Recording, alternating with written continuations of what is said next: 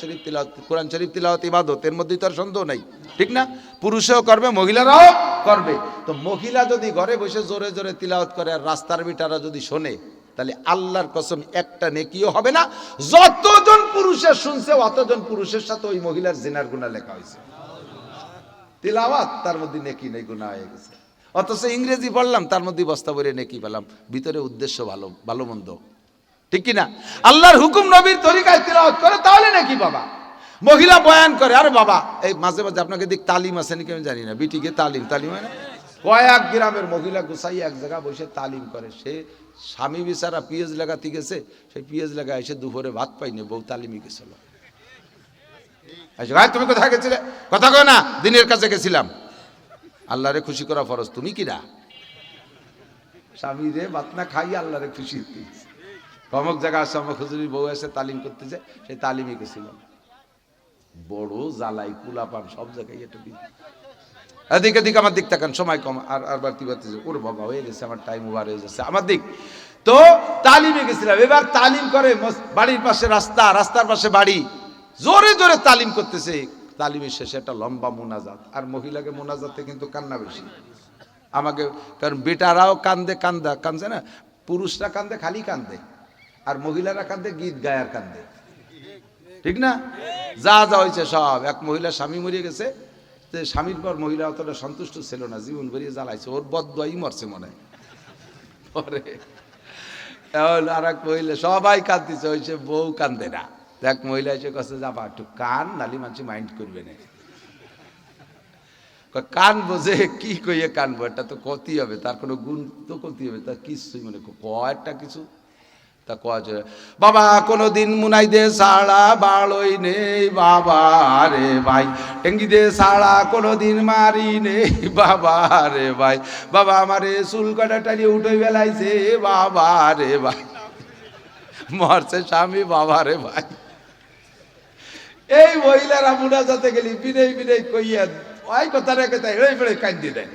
মানুষ মারছে এক বাড়ির, বিল পার হয়ে 40-50 জন বিটি আইসে, সেই বাড়ি লাগে সাথে কান্দিছে, দেখছেন না এরকম? তো তোর কি আছে তুই কান্দিস? কিছু হয় না, সবাই কান্দিছে, না কান্দি কি সুরি এইরকম, ঠিক না? এই মহিলারা মুনাজাতে অল্পে কান্দে দেয়, তা কান্তি কান্তি সব মহিলা চাপড় ছেড়ে কান্দিছে, রাস্তার ভ্যানালারা দাঁড়ায় মোনাজাতে শরীক হয়ে গেছে। পরে যাইয়ে চার দোকানে গল্প দেয়, কি জিন নাসির হুজুরা সর্বনের হুজুরার ইসমতুল্লাহ কাছে, উনাকে মুনাজাতে বয়ানে তো হাসেই সবাই, আর মুনাজাতেও কান্দে না, নান টুরবর মুনাজাত ফেরেশতারাই কান্দে দিচ্ছে। আমরা সেই জায়গা ব্যান দাঁড়াইয়ে মুনাজাতে শরীক হয়েছি। যে কয়জন ওই জায়গা নানটুরবর মোনাজাতের সাথে শরীক হয়ে গেছে, ওই কয়জন পুরুষের সাথে নানটুরবর জিনার গুনাহ লেখা হয়ে গেছে।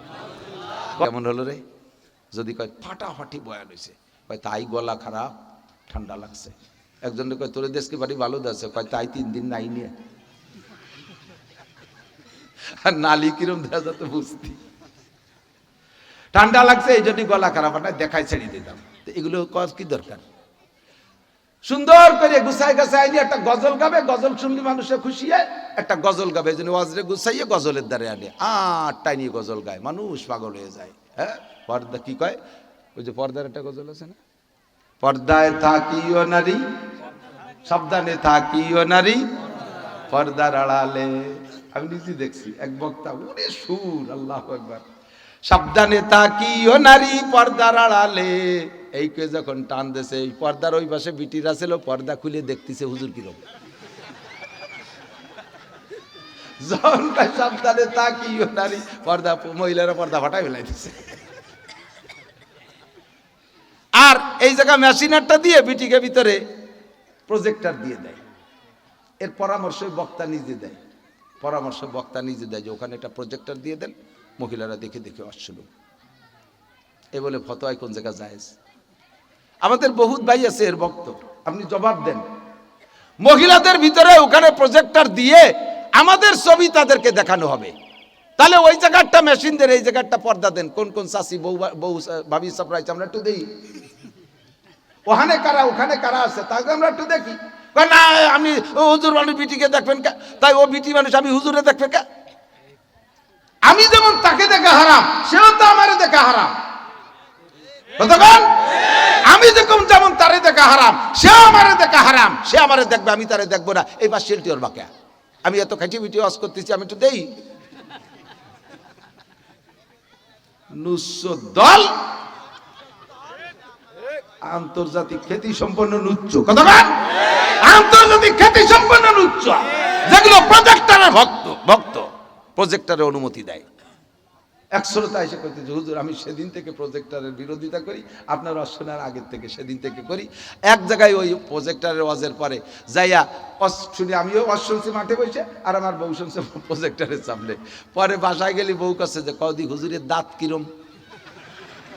আমি বললাম যে আমি তো 30-40 হাত দূরে বসে, ছোট ছোট দাঁত, কোনটা কিরম আমি দেখছি নাকি? যে আমরা জানি দাঁত কিরম। হুজুরের একটা দাঁত প্রজেক্টরে বড় করে দেখাইছে, সে খেজুর গাছের মতো মোটা মোটা দেখাচ্ছে, একটা একজন একটা পেছনে সব দেখছে দাঁত। তাহলে কি ওয়াজ শুনতে গেছে না গরু বেচা কিনা? গরু কিনতে গেলে দাঁত দেখে কিনে না? এই গরু কিনতে এসে দাঁত দেখছে যে কোনটা বিহা করা ভাঙ্গা। উচিত কথা কবরে মাসি, তাই আর একবার আসি আর না আসি। বিশ্ব সেরা পরিবহন একটা, যারে দেখলি শয়তান ও ভয় পেয়ে রাস্তাতে নেমে দাঁড়ায়। শব্দ সেরকম, আল্লাহ ওরা সুর ওদেশে সেই রকম, একেবারে একটা বিরক্তিকর পরিবহন। তো আল্লাহ পাক রব্বুল আলামিন আমাদেরকে এই মূল্যবান সময় ওয়াজ মাহফিলের নামে আয়োজিত প্রোগ্রামকে অন্যভাবে যেন নষ্ট না করি, সেদিকে কর্তৃপক্ষ সর্বকালে খেয়াল রাখা উচিত। বর্তমানে বাংলাদেশে প্রচুর হয়েছে ইসলামী সঙ্গীত গোষ্ঠী, নতুন নতুন গোষ্ঠী। আগে মোল্লা মুন্সি শিখদের এই সমস্ত গোষ্ঠী ছিল, এখন হয়েছে শিল্প গোষ্ঠী। তার মধ্যে আবার পার্টি আছে আলাদা, তাদের প্রোগ্রাম হবে, তাদের কাম সেখানে হবে। রাজনৈতিক প্রোগ্রাম হবে, রাজনৈতিক আলোচনা সেখানে হবে। এর ভিতরে অন্য কোনো প্রোগ্রাম হলে পোস্টারে যা লেখছি তার খেলাফ হয়ে যাবে। কাজে এখানে ওয়াজি হতে হবে, এটা আমার দাবি। তো আল্লাহ পাক রব্বুল আলামিন আমাদেরকে মূল্যবান সময়ের মূল্য দিয়ে আসার যেহেতু তৌফিক দিয়েছেন, সময়টাকে কাজে লাগাই, এদিক সেদিক না যে মূল সামনের দিকে আগাই। 30 পারা কোরআন শরীফ আল্লাহ তাআলা আমাদের পথ প্রদর্শনের জন্য পাঠিয়েছেন, গাইডলাইন, আমাদের সংবিধান বই। প্রত্যেকটা মানুষকে আল্লাহ তাআলা যে বিবেক বিবেচনা দিয়েছেন, প্রত্যেকটা বলা যায় এজন্য শাযুকাল মাদুম, মাঝে মাঝে দুই একটা বিবেকহীন থাকলে সেটা ধর্তব্য না। 1 বিঘে জমিতে সব জায়গা খুব ভালো ফসল হয়েছে, 4-5 জায়গায় খারাপ হয়েছে, ওইটা দেখে না, ভালো ফসল হয়েছে বলে ঘোষণা দেয়। এই জন্য সমস্ত মানুষের মধ্যে আল্লাহ তাআলা যে পরিমাণ জ্ঞান বুদ্ধি বিবেক বিবেচনা দিয়েছে, এই পোলাপানগুলো ঠেকান তো, আমি এগুলোর মধ্যে বরদাস্ত করতে পারি না, আমার খুব বিরক্ত লাগে। আপনাদেরও ডিস্টার্ব হবে, ওদের চিল্লেপাল্লা দিক কান যাবেই, এটাই নিয়ম। সারা জীবন ধরে মোটর সাইকেল দেখছেন, এখন মোটর সাইকেল চালায় আসবে, দেখবেন সব সেদিক ফিরে পড়ছে। এটা স্বভাব, এটা নিয়ে যায় মোটর সাইকেলের দিকে। এমনি সময় যে কথায় হাসি না লাগে, নামাজে দাঁড়াবেন সেরকম একটা হালকা পাতলা কথা কানে আসলে হাসি এসে যায়। ও জায়গায় শয়তানের বগলে সুরসুরি দেয়, কেতুকুতু দেয়, এই জন্য অল্পে হাসি লাগে।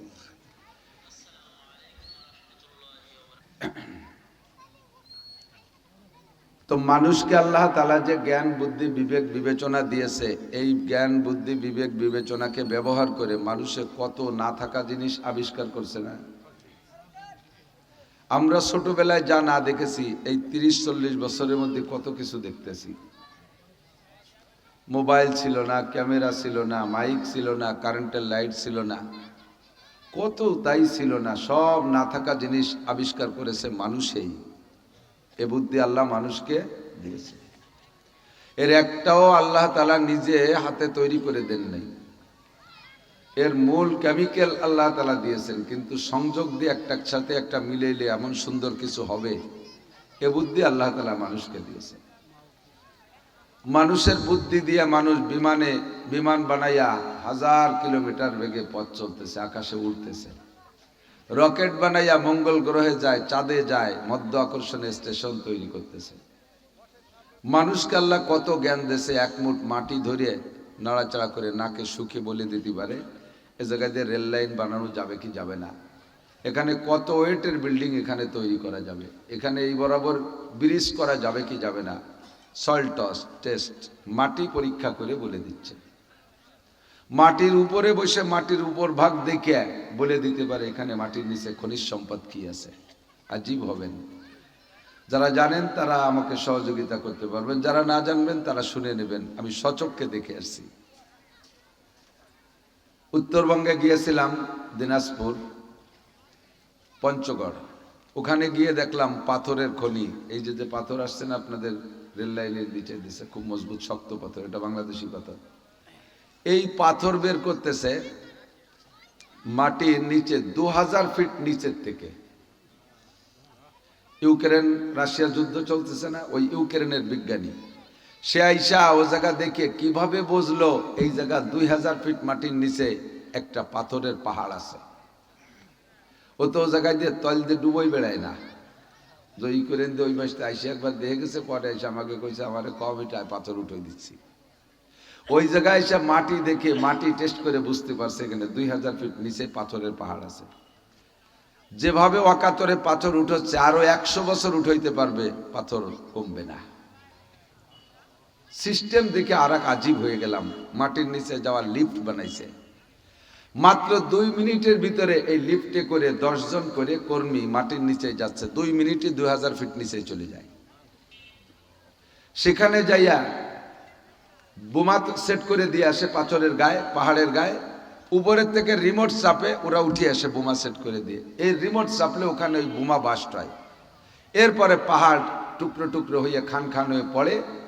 আবার ওই জায়গায় হ্যামার বানানো আছে মেশিন দিয়ে, সেই হ্যামারের পাথর একটু ছোট করে ওখানে আবার মাটির নিচ থেকে উপর পর্যন্ত রেলগাড়ি বানানো আছে। রেলের বগিতে ওই পাথর উঠে দেয় আর সেই নিচের থেকে রেলগাড়িতে উপরে টাইনে উঠে। আমি দেখে আসছি। কত জ্ঞান! এইভাবে আল্লাহ তাআলা জ্ঞান দেশে দিয়ে মানুষকে দিয়ে এত কিছু আবিষ্কার করানোর পরে মানুষে মনে করে যে আল্লাহ বলতে কিছু নাই, যা করি সব আমরাই করি।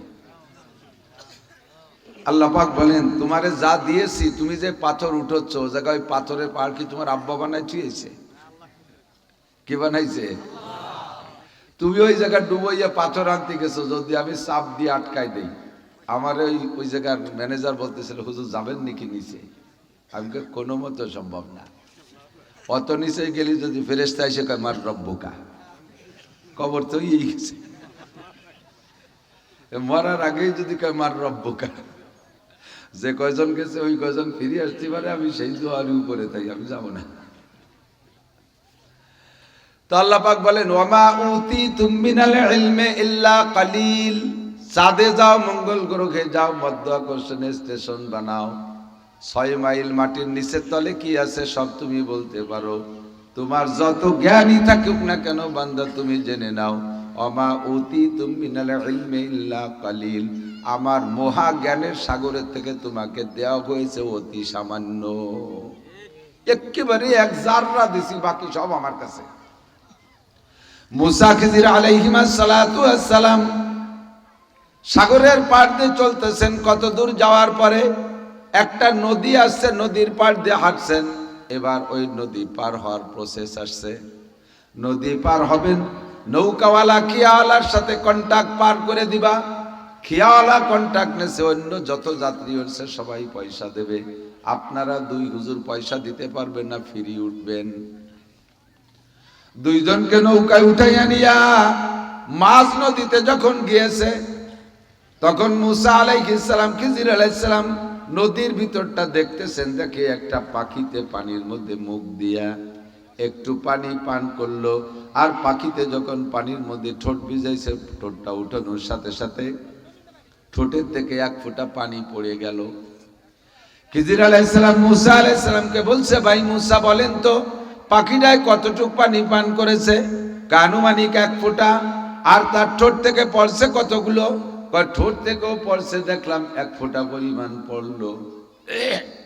এবার খিজির আলাইহিস সালাম মুসা আলাইহিস সালামকে বলতেছেন, ভাই মুসা বলেন তো এই পাখিতে যে এক ফোঁটা পানি পান করে ফেলাইছে নদীর থেকে, নদীর সাথে সাগরের সম্পর্ক আছে, এক সাগরের সাথে আর এক সাগরের সম্পর্ক, গোটা দুনিয়া ভরে সব জায়গায় সাগর সমুদ্র নদ নদী খাল বিল, সারা দুনিয়ায় যত পানি আছে সমস্ত পানির মধ্য থেকে পাখিটা এক ফোঁটা পানি পান করছে, তাতে সারা দুনিয়ার পানির থেকে কয় হাত পানি কমে যেতে পারে?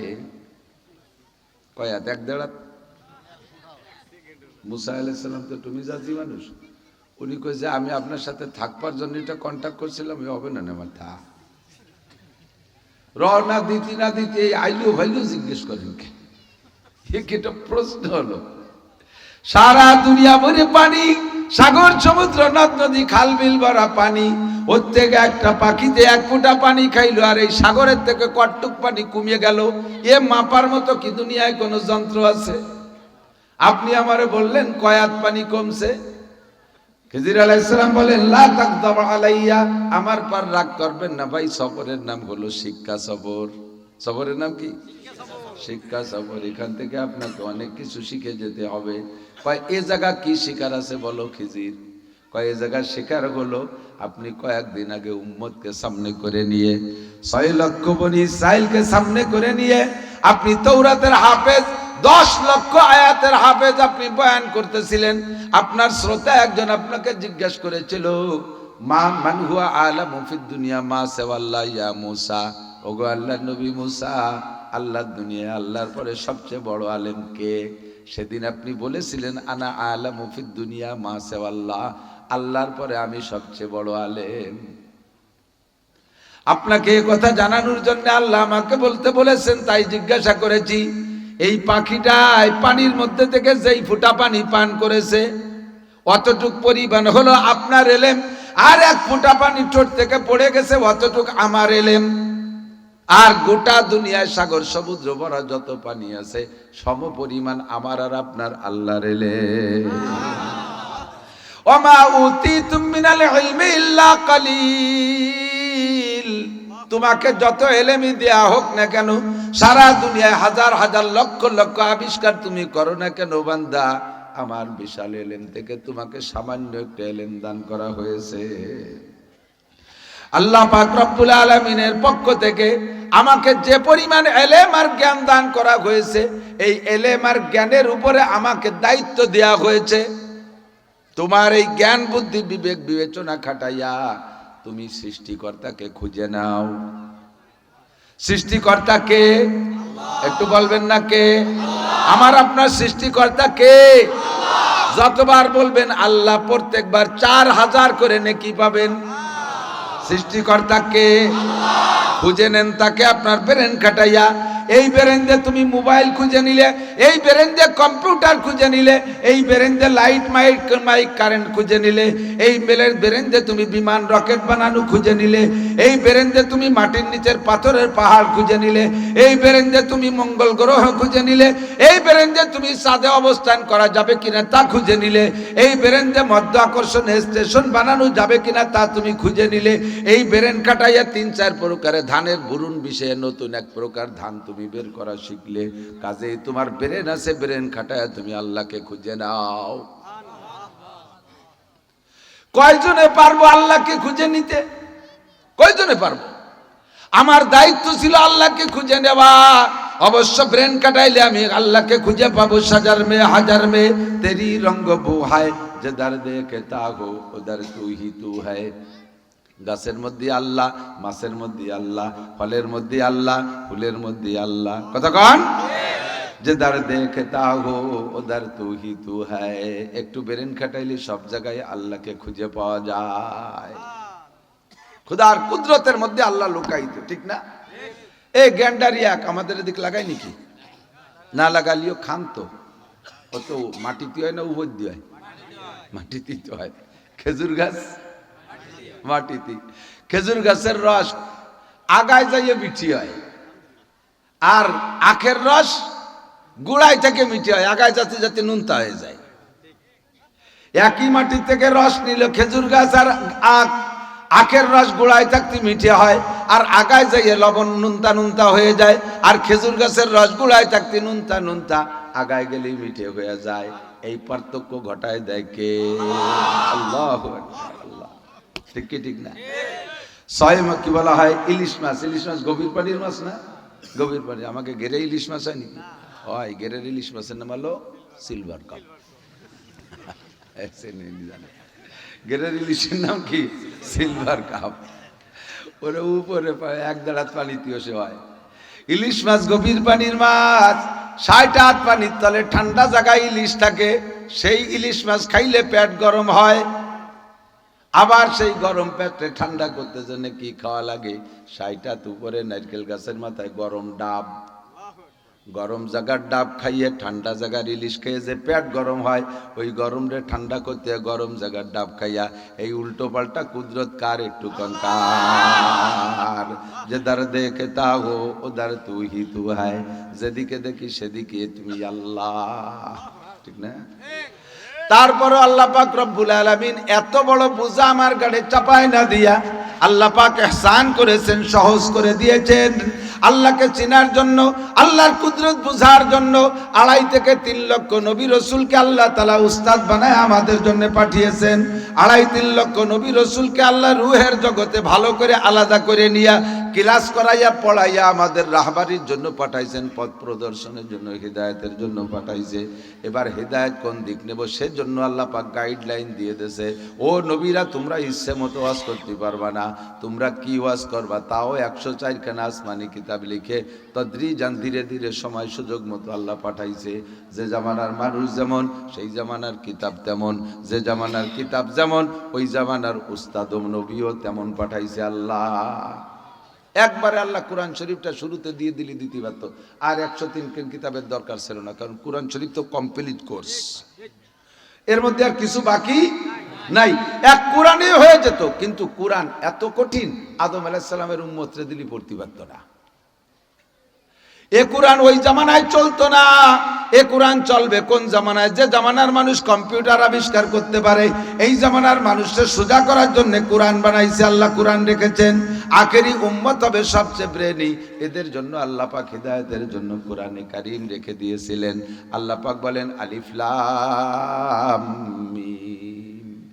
শুরু করছে এই কয়টা ৩টে হরফের নাম আরবিতে কয় হুরুফে মুকাত্তাআত, কাটা কাটা হরফ। মুকাত্তা মানে কাটা কাটা, আরবি শব্দ। মুকাত্তাত মানে কাটা কাটা হরফ। অনেক সূরার শুরুতে আছে, ২৫-২৬টা সূরার শুরুতে আছে এরকম হুরুফে মুকাত্তাত, যাতে করে জের জবর পেশ নাই। ইয়াসিন, তাহা, আইন সিন কফ, হামিম আছে না এগুলো? এতে কোনোটাই জের জবর পেশ দেয়া নাই। এই আলিফ লাম মিম রে আলিফ লাম মিমই পড়তে হবে। আলামা, আলিমা, উলিমা এরকম পড়া যাবে না, এরকম পড়া জায়েজ নেই। তরজমা কি এটা আমরা জানি না। তো এই তরজমা জানে জারি গানের বয়াতিরা তরজমা জানে। আর ওই মৈসু মারেফাত পাল্টি আছে না, মোজ, বড় বড় মোজ, হ্যাঁ, মোজ দিয়ে দাড়িতে মুখ গিরিয়ে ফেলাইছে, চা কার বুটু ওরাই নেই। চা খাই নাচ ধরে উৎসই রে তলে চা বাদাই দিয়ে ছাড়িয়ে দেয় পিছের দল। যখন এই লঞ্চে ঢাকা যেতাম এই পদ্মা পারে, একদিন লঞ্চের মধ্যে দিয়ে যে চা দুধ চা বেচতেছে, তেমন একটা চা দেন। তখন হুজুর একটু বসেন, এই লোকরে দিয়ে নেই। কলি সেই লোকের দিক তাকাই দেয় যে মুখ টুক সব দাড়ি মোজ দিয়ে গিরা। আমাকে হতা ওনার আগে দেন দিয়ে কোন ফাঁক দিয়ে খাই দিয়ে এনে শয়তানটার বোঝ পাইয়ে তো সাদা হয়ে গেছে। পরে তার মধ্যে সিগারেট খাতি খাতি সিগারেটের দুমই তা কটা কটা হয়ে গেছে, কটা কটা হয়ে গেছে। দুধ চা, গাঢ় দুধ চা এর মসুস দিয়ে কাপ বাদাই দিয়ে মোজ দিয়েছে ছাড়িয়ে। মোজ কটা সব কাপের মধ্যে যাইয়ে ওই দুধ চা, গাঢ় দুধ চা মাহাইছে। যেন কাপ সরাইছে, এই যে পচা শিয়েনের মতো ভাইয়ে বেবর। আমি খাবো না স্যার। আমি আর সেই থেকে দুধ চা দেখলি ওর ওই আমার মনে পড়ে। আস্তাগফিরুল্লাহ। এরা এই আলিফ লাম মিমের তরজমা কয়, কি কয় জানেন? আলিফে আল্লাহ, জিমে আলিফ লাম, লামে জিব্রাইল, মিমে মোহাম্মদ। এর নাম হলো শর্ট হ্যান্ড। এর নাম কি? ইংরেজিতে কয় শর্ট হ্যান্ড। শর্ট হ্যান্ড আমরাও বাংলা ইংরেজি প্রত্যেক ভাষায় শর্ট হ্যান্ডের ব্যবহার আছে। যেমন ডাক্তার, দয়াকারে ডা বিসর্গ দিয়ে তারপরে ডাক্তারের নাম লেখে না, পুরো ডাক্তার কয় জায়গা লেখে, লেখে নাকি? হাফেজ কি দিয়ে লেখে? হয়াকারে হা বিসর্গ এ দিলে হাফেজ হয়ে যায়, ঠিক না? এখন শর্ট হ্যান্ড যারা যে জায়গায় যে শব্দে ব্যবহার করে তারা সেটা নিজেদের বুঝ হিসেবে সেইভাবে তার ব্যাখ্যা দেয়, ঠিক না? তো সব জায়গার শর্ট হ্যান্ড লেখা একরকম দেখলেও তর্জমা কিন্তু সব জায়গায় একরকম না। আমার বাড়ির বাথরুম ওই যে প্যান্ডা না, ওতে লেখা দেখি ডিসি, ওতে লেখা ডিসি। আমি বিরাই দেই, ওখানে গেলি আমার চোখে পড়ে ডিসি।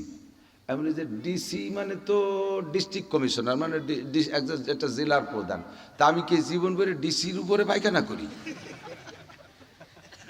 কি এ ডিসির মানে কি? পরে ফিরে আবার সিরামিক কিনতে যাই, সিরামিকের দোকানে করা যায় ডিসি বলে যে পায়খানা করি, এ ডিসি শুনলি তো আমার আগায় ছেড়ে দিবে কাজটা। ডিসির মানে কি? এ ডিসির মানে হলো ঢাকা সিরামিক। এই শর্ট হ্যান্ড ডিসি মানে কি? ঢাকা সিরামিক। আর ডিসি আমাদের জেলা প্রধান প্রশাসক যিনি, তার কক্ষের সামনে যে নেম প্লেটটা লেখা সেখানে ডিসি মানে ডিস্ট্রিক্ট কমিশনার, ডিস্ট্রিক্ট কমিশনার। তাহলে একই অক্ষর এক এক জগতে এক এক তর্জমা, এক এক জগতে এক এক তর্জমা হয়। একেবারে হা বিসর্গা হাফেজ, এটা যদি আপনাদের হেফজখানার সামনে লেখা থাকে হয় একেবারে হা বিসর্গা আব্দুর রহমান, তাহলে হাফেজ আব্দুর রহমান। আরে হয় একেবারে হা বিসর্গা আব্দুর রহমান, এ যদি থানার সামনে লেখা থাকে সে জায়গাকে হাফেজ আব্দুর রহমান, সে জায়গায় হাবিলদার আব্দুর রহমান, ঠিক না? একই হয় একেবারে হা বিসর্গা, এ জায়গা হাফেজ, ও জায়গা হাবিলদার। তো এইরকম যদি পার্থক্য হয়, ডয়াকারে ডা বিসর্গ আব্দুর রহমান মানে ডাক্তার আব্দুর রহমান যদি হাসপাতালের সামনে লেখা থাকে, আর ডয়াকারে ডা বিসর্গ এরশাদ শিকদের, এ যদি লেখা থাকে খুলনা এরশাদ শিকদের বাড়ি, তাহলে এ জায়গা কি ডাক্তার এরশাদ শিকদের, এ জায়গা ডাকাত এরশাদ শিকদের। একই ডয়াকারে ডা বিসর্গ এক এক জায়গায় এক এক তর্জমা, হ্যাকারে হা বিসর্গ আলাদা তর্জমা, ডিসির আলাদা তর্জমা। তুমি কোনটা জানো? আল্লাহ পাক রব্বুল আলামিন সূরাগুলোর শুরুতে হুরুফে মুকাত্তার দিকে দিয়েছে আলিফ লাম মিম। এর তর্জমা কি আল্লাহই ভালো জানে, এর পরিবেশ এর পরিভাষার তর্জমা কি আল্লাহই ভালো জানে। সাহাবায়ে কেরাম পর্যন্ত বলেছেন আল্লাহু আলামু বিমুরাদিহি বিযালিকা, এই শব্দের তর্জমা আল্লাহ ছাড়া কেউ জানে না, তবে পড়লে নেকি পাবেন 90টা। কয়টা পড়েন একবার? আলিফ লাম মিম, তিনটে অক্ষর পড়েছেন, তিনটে অক্ষরের ভিতরে 9টা অক্ষর হয়ে গেছে। আলিফ লিখতে গেলে আলিফ জবর লাম জাল্লি ফাদুই পেশফুন আলিফুন, আলিফ লিখতে 3টে অক্ষর লাগে, লাম লিখতে 3টে অক্ষর লাগে, লাম আলিফ জবর লাম মিম দুই পেশ মুন লামুন, মিম লিখতে 3 হরফ, মিম ইয়াজের মিম মিম দুই পেশ মুন মিমুন। এই আলিফ লাম মিম 3টে অক্ষর লিখলে 3টে অক্ষরের ভিতরে 9টা অক্ষর আসে। আর আমার নবী মানে বলেন মান করা হারফাম মিন কিতাবিল্লাহ ফালাহু হাসানাতুন ওয়াল হাসানাতু বিআশরি আমসালিহা, যে কোরআনে কারীম থেকে একটা হরফ পড়ে আল্লাহ পাক তাকে 10টা নেকি দান করে। কন্যা সুবহানাল্লাহ। এই আলিফ লাম মিম 3টে হরফ পড়লেই 90টা নেকি পান। আমাদের দেশে একদল বার হইছে মুফাসসিরে কোদাল, মুফাসসিরে কুরআন না কুদাল, এরা কয় আমাদের, তার ভিতরে আমাকে এই তবলিগের এক মুরব্বী সাদ সাহেব, উনিও ওই দলে চলে গেছে, কি বুঝে বুঝতে পারলাম না। উনিও কয় কোরআন শরীফের তর্জমা না বুঝে পড়লে নেকি হবে না। যেই লোক বলে কোরআন শরীফের তর্জমা না পড়লে না বুঝে পড়লে নেকি হবে না, ওই লোক কি সত্য বলেছেন না মিথ্যা বলেছেন? তাহলে বলেন আলিফ লাম মিমের তর্জমা বলেন। আর যদি বলেন যে না এর কোনো তর্জমা নাই, ওর কোনো তর্জমা নাই, যদি তাই না হয় তাহলে বলেন যে আলিফ লাম মিম পড়লে নেকি হবে না, তা বলেন। কয় না তা তো বলতে পারবো না। তাহলে বলেন কত নেকি হবে? কমপক্ষে 30 নেকি, আর বাড়াই দিলে আল্লাহ তাআলা 90 নেকি হবে। আলিফ লাম মিমের কোনো অর্থ নাই, তা বললেই 90 নেকি হবে। আর আপনি বলেন যে তর্জমা না পড়লে না বুঝে পড়লে নেকি হবে না, তাহলে আপনি সত্য বলেছেন না মিথ্যা বলেছেন? অবশ্যই মিথ্যা বলেছেন, ঠিক কি ঠিক না? কোরআনে কারীম এমন কিতাব যদি এই কথা বলে দেয় যে তর্জমা না বুঝে পড়লে নেকি হবে না, তাহলে সাধারণ পাবলিক যারা কোনো মতে কোরআন শরীফ পড়তে পারে তারা তিলাওয়াত সম্পূর্ণ ছেড়ে দেবে। তর্জমা বোঝাও সম্ভব না, বুড়োকালে তর্জমা শেখাও সম্ভব না।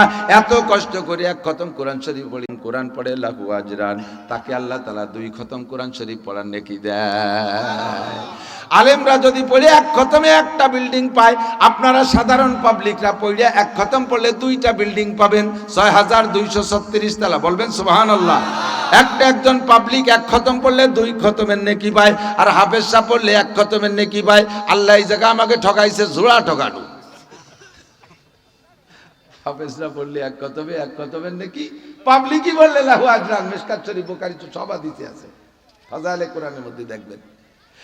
আল্লাহ 2 খতমের নেকি ফেরেশতাদেরকে আল্লাহ বলে এই খালেক মোল্লারে 2 খতমের নেকি দাও আর হাফেজ আব্দুর রহমানের 1 খতমের নেকি দাও। ফেরেশতাদেরকে আল্লাহ এই সামনের পর 5 শিলটরি কি এর কয় যে 5 শিলটি না, হাফেজ সাহেব পড়ছে 1 খতম, কোন জায়গা গামছে ওর, কোন জায়গা গামছে ওই 1 ঘন্টায় 3 পারা পড়ছে, আর খালেক মোল্লা 3 ঘন্টায় 1 পারা পড়ছে, ঠিক না? আর ভর্তি ভর্তি টুপি বেচছে, জামা বেচছে, পায়জামা বেচছে, জাঙ্গি বেচছে, সব ভিজে গেছে ভর্তি ভর্তি গাই দিয়ে। ওর পড়ার কারণে 1 খতমের নাকি আর গামার কারণে আর 1 খতমের নাকি। লাহু আজরান তরজমা লাগবে না। জালিকাল কিতাবুল লা রাইবা ফি, এই কিতাবের মধ্যে সন্দেহ আছে। যুবক বলো সন্দেহ আছে। মুখের কথা বলবা না, অন্তর থেকে বলো সন্দেহ আছে নাকি?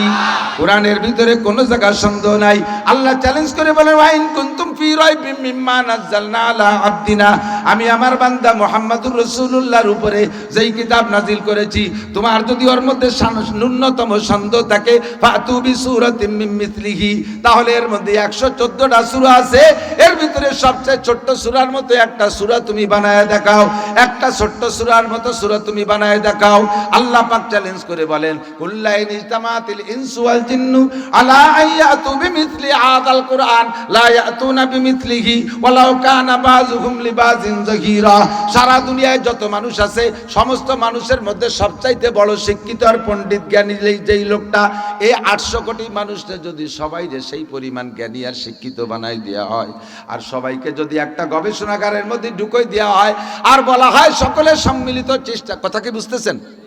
সারা দুনিয়ায় বর্তমানে 800 কোটি মানুষ, এর ভিতরে সবচেয়ে বড় বিজ্ঞানী শিক্ষিত যেই লোকটা, ওই রকম যদি 800 কোটি মানুষকে শিক্ষিত আর জ্ঞানী বিজ্ঞানী বানায় দেওয়া হয়, আর সব মানুষকে যদি একটা গবেষণাগারের মধ্যে ঢুকিয়ে দেওয়া হয়, তাহলে সকলে হাজার হাজার বছর চেষ্টা করেও একটা কোরআন শরীফের মতো কোরআন শরীফ রচনা করতে পারবেন। আল্লাহ চ্যালেঞ্জ করে বলেছেন সুবহানাল্লাহ। কাজী ওর মধ্যে আমার সন্দেহ করার কোনো দরকার নাই। এই জায়গাটা সম্পূর্ণ আজকে নেকির কারখানা। কিসের কারখানা? কতক্ষণ কিসের? এই জায়গা আপনারা কেউ বিড়ি দেবে, সিগারেট দেবে, বসা অবস্থায় চা পান দেবে? কিচ্ছু দেবে না। আসছি একমাত্র কিসের জন্য? নেকির জন্য। আল্লাহকে সন্তুষ্ট করে কিছু নেকি নিয়ে যাব, ঠিক তো?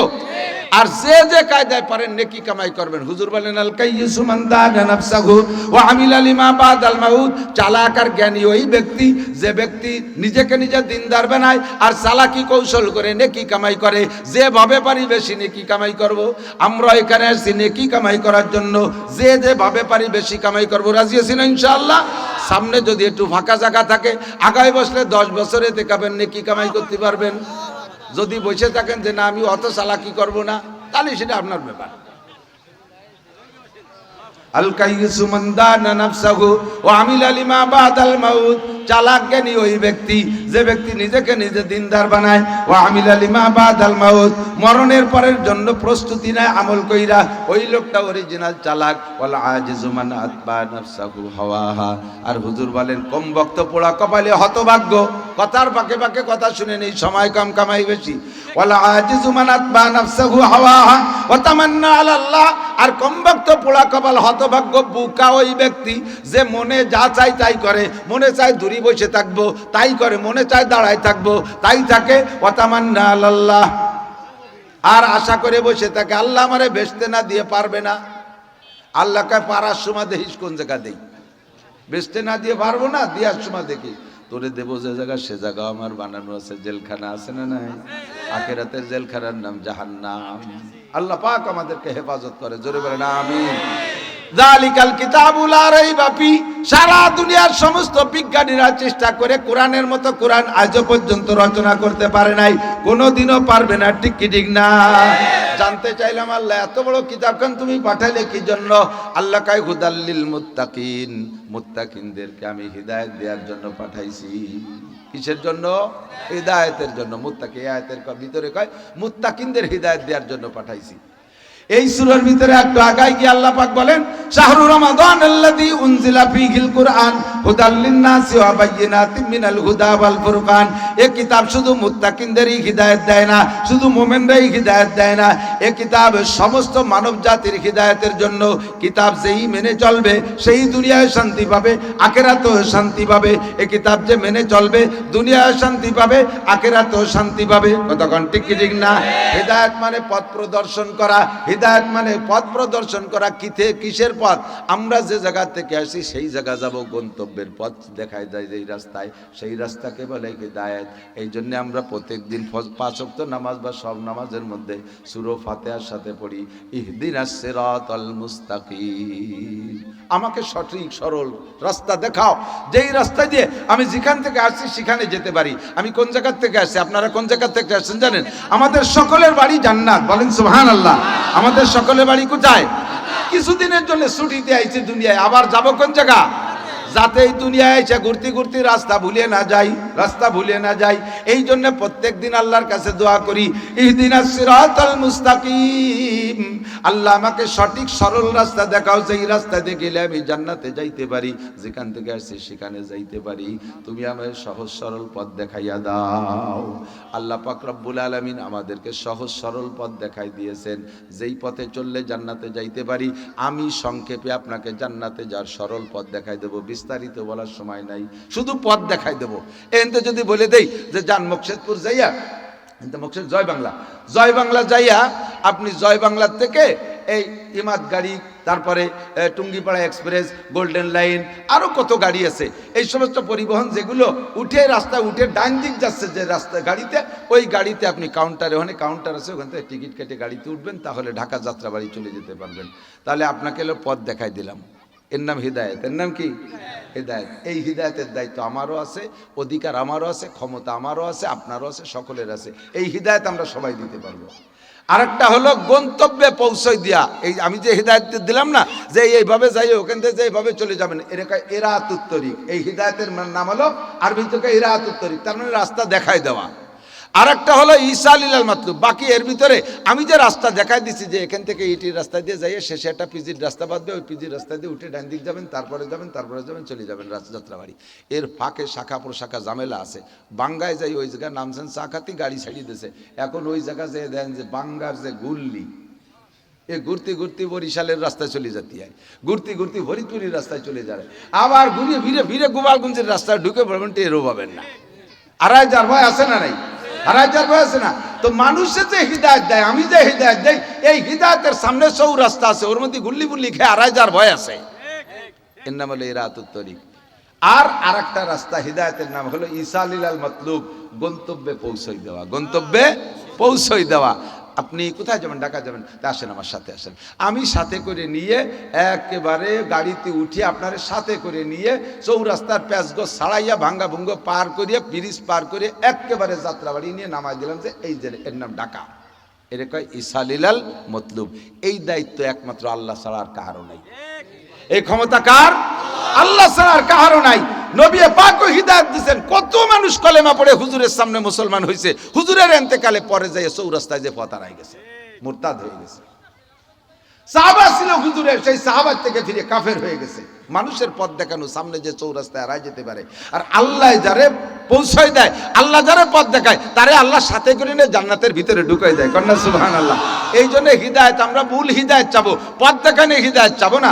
আমরা চাবো ইসালিলাল মাতলুব, গন্তব্যে পৌঁছানোর। এইটা দিতে পারে কে? তাই চাবো তার কাছে ইহদিনাস সিরাতাল মুস্তাকিম। আল্লাহ তুমি আমাকে সঠিক জায়গায় পৌঁছাইয়া দাও। 5 ওয়াক্ত নামাজ সমস্ত নামাজের মধ্যে পড়বেন সূরা ফাতিহা। আল্লাহ আপনাকে গন্তব্যে পৌঁছাই দেবে, বলেন আমিন, বলেন আমিন।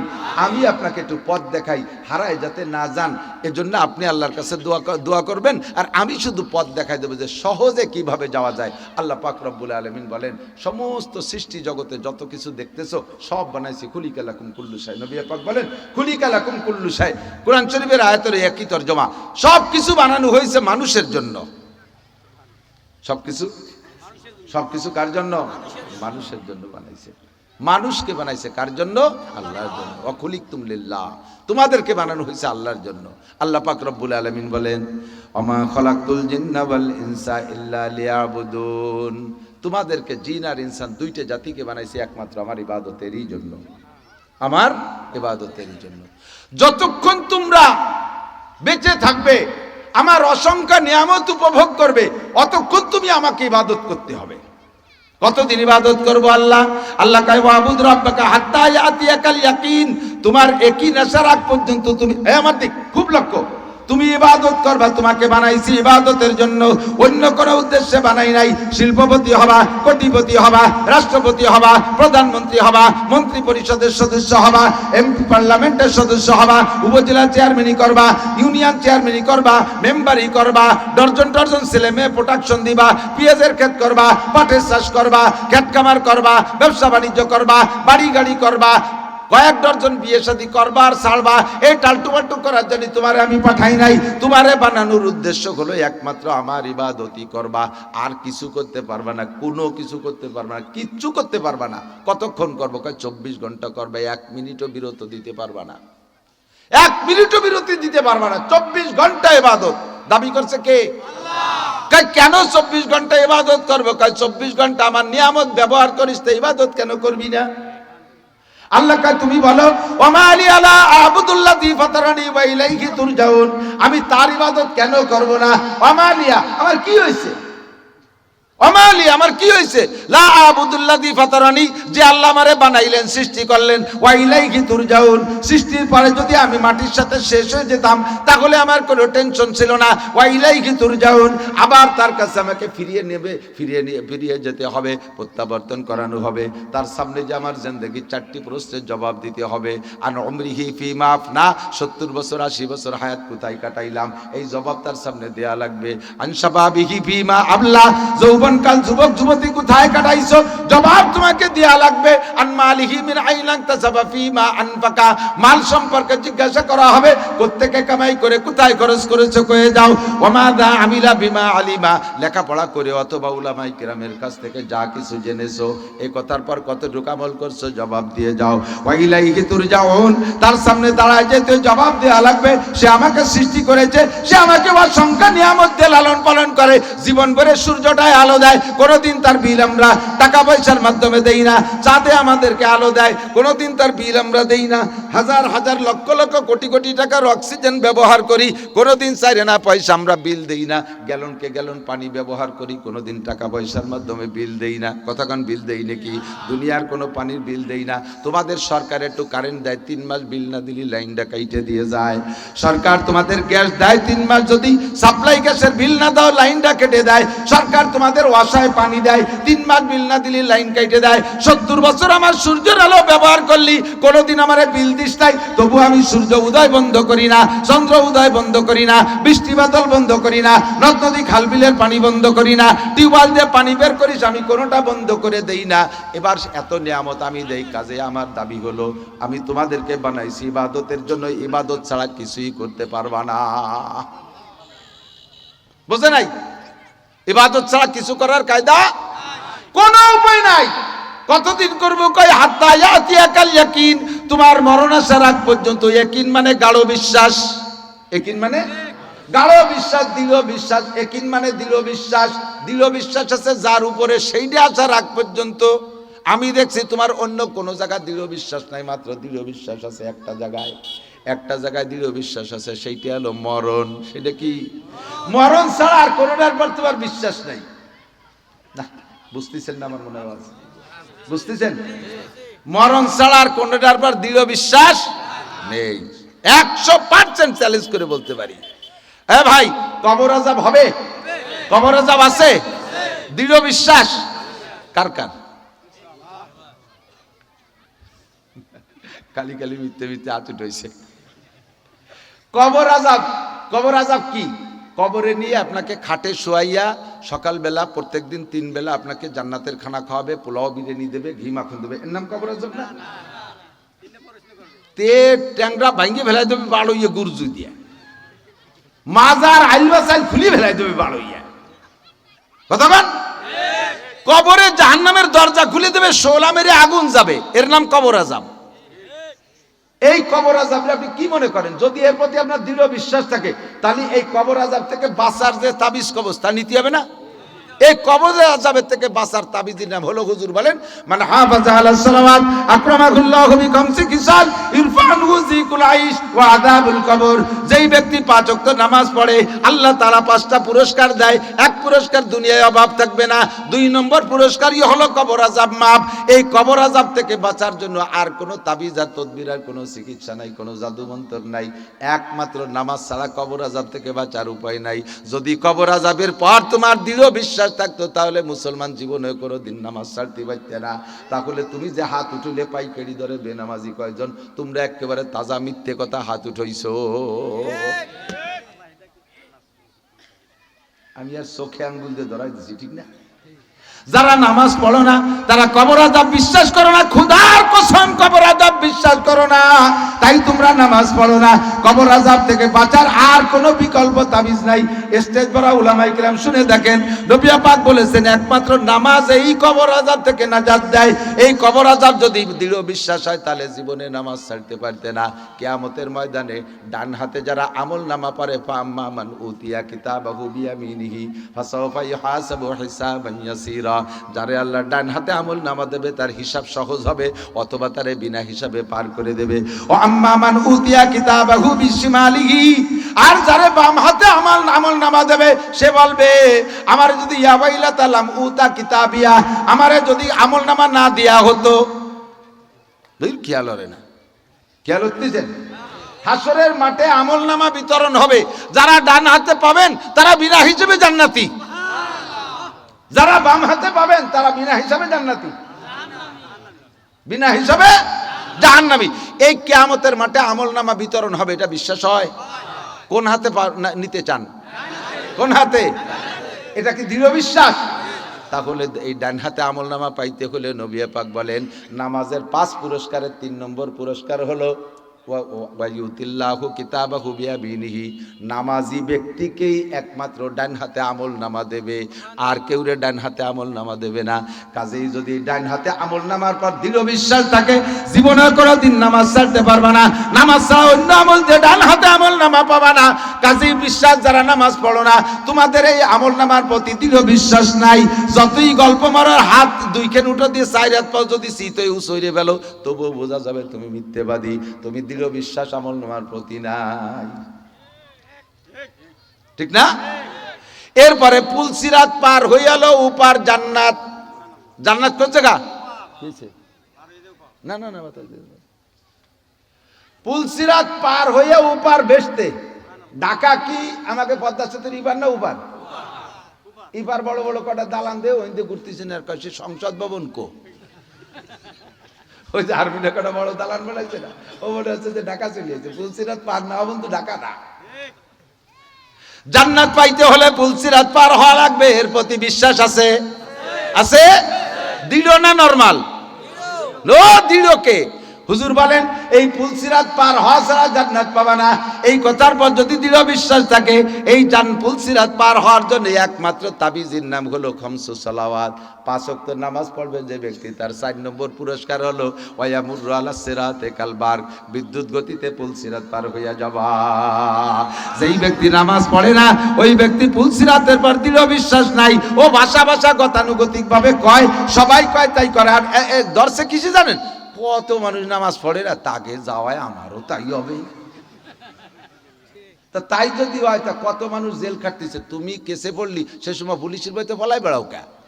তুমি দৌড়া দাও যে সবাই যাচ্ছে আমারও তাই হবে না। আগে কবাই যান, নিয়ে যান, আমারে গাড়ি খালি যাচ্ছেন নিয়ে যান, তা কি কও? সেই সময় তো পুলিশ ওই গ্রামে ঢুকছে। আরে কপাল, এমনি তো পুলিশের পোশাক হয়েছে আলাদা। এক সময় মনে আছে মুরব্বীরা ওই পুলিশের পোশাক, খাকি পোশাক ছিল না, সেই সময় মধু কাটা আলারা ওই পুলিশের পোশাক করে মধু কাটত। যে গ্রামে কেঁচা গেছি মধু কাটালারা ওই গ্রামে ঢুকছে, ওদিকে তাকে তলপাত পিছি বান্ধা, মনে হয় যেন রাইফেল গাড়ে। পুরো গ্রাম খালি হইয়া পাট বাগান দিয়ে দৌড়ি সারিয়ে কে। সেই সময় কলি পাইতে যে সবাই যায় আমারও তাই রাইস দেয়, তা তো কও না, সেই সময় তো ফলাও কতক্ষণ, ঠিক না? ওয়ায়ামুরু আলাস সিরাতি কাল বারক, বিদ্যুৎ গতিতে পুলসিরাত পার হওয়ার যদি ইয়াকিন থাকে, দোস্ত দৃঢ় বিশ্বাস থাকে, তাহলে অবশ্যই আপনি নামাজ ছাড়বেন না। যেই লোকটা নামাজ পড়ে না, খোদার কসম ওই লোকটা পুলসিরাত মুখে বলে তার প্রতি তার দৃঢ় বিশ্বাস নাই।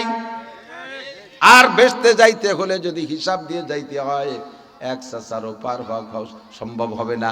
নবী পাক বলেন, আয়েশা রে, বিনা হিসাবে পার হতে পারো নাকি সেই চেষ্টা করো, কারণ মান হুসিবানু কিসা, যেই হিসাবের কাঠগড়ায় দাঁড়াবে সেই বিপদে পড়ে যাবে।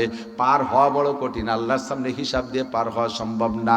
বিনা হিসাবে পার হইতে যদি চাও, এই কথার পর যদি দৃঢ় বিশ্বাস থাকে বিনা হিসাবে জান্নাতে যাওয়া যায়, এই কথার পর দৃঢ় বিশ্বাস থাকলে এই আমলটা কি?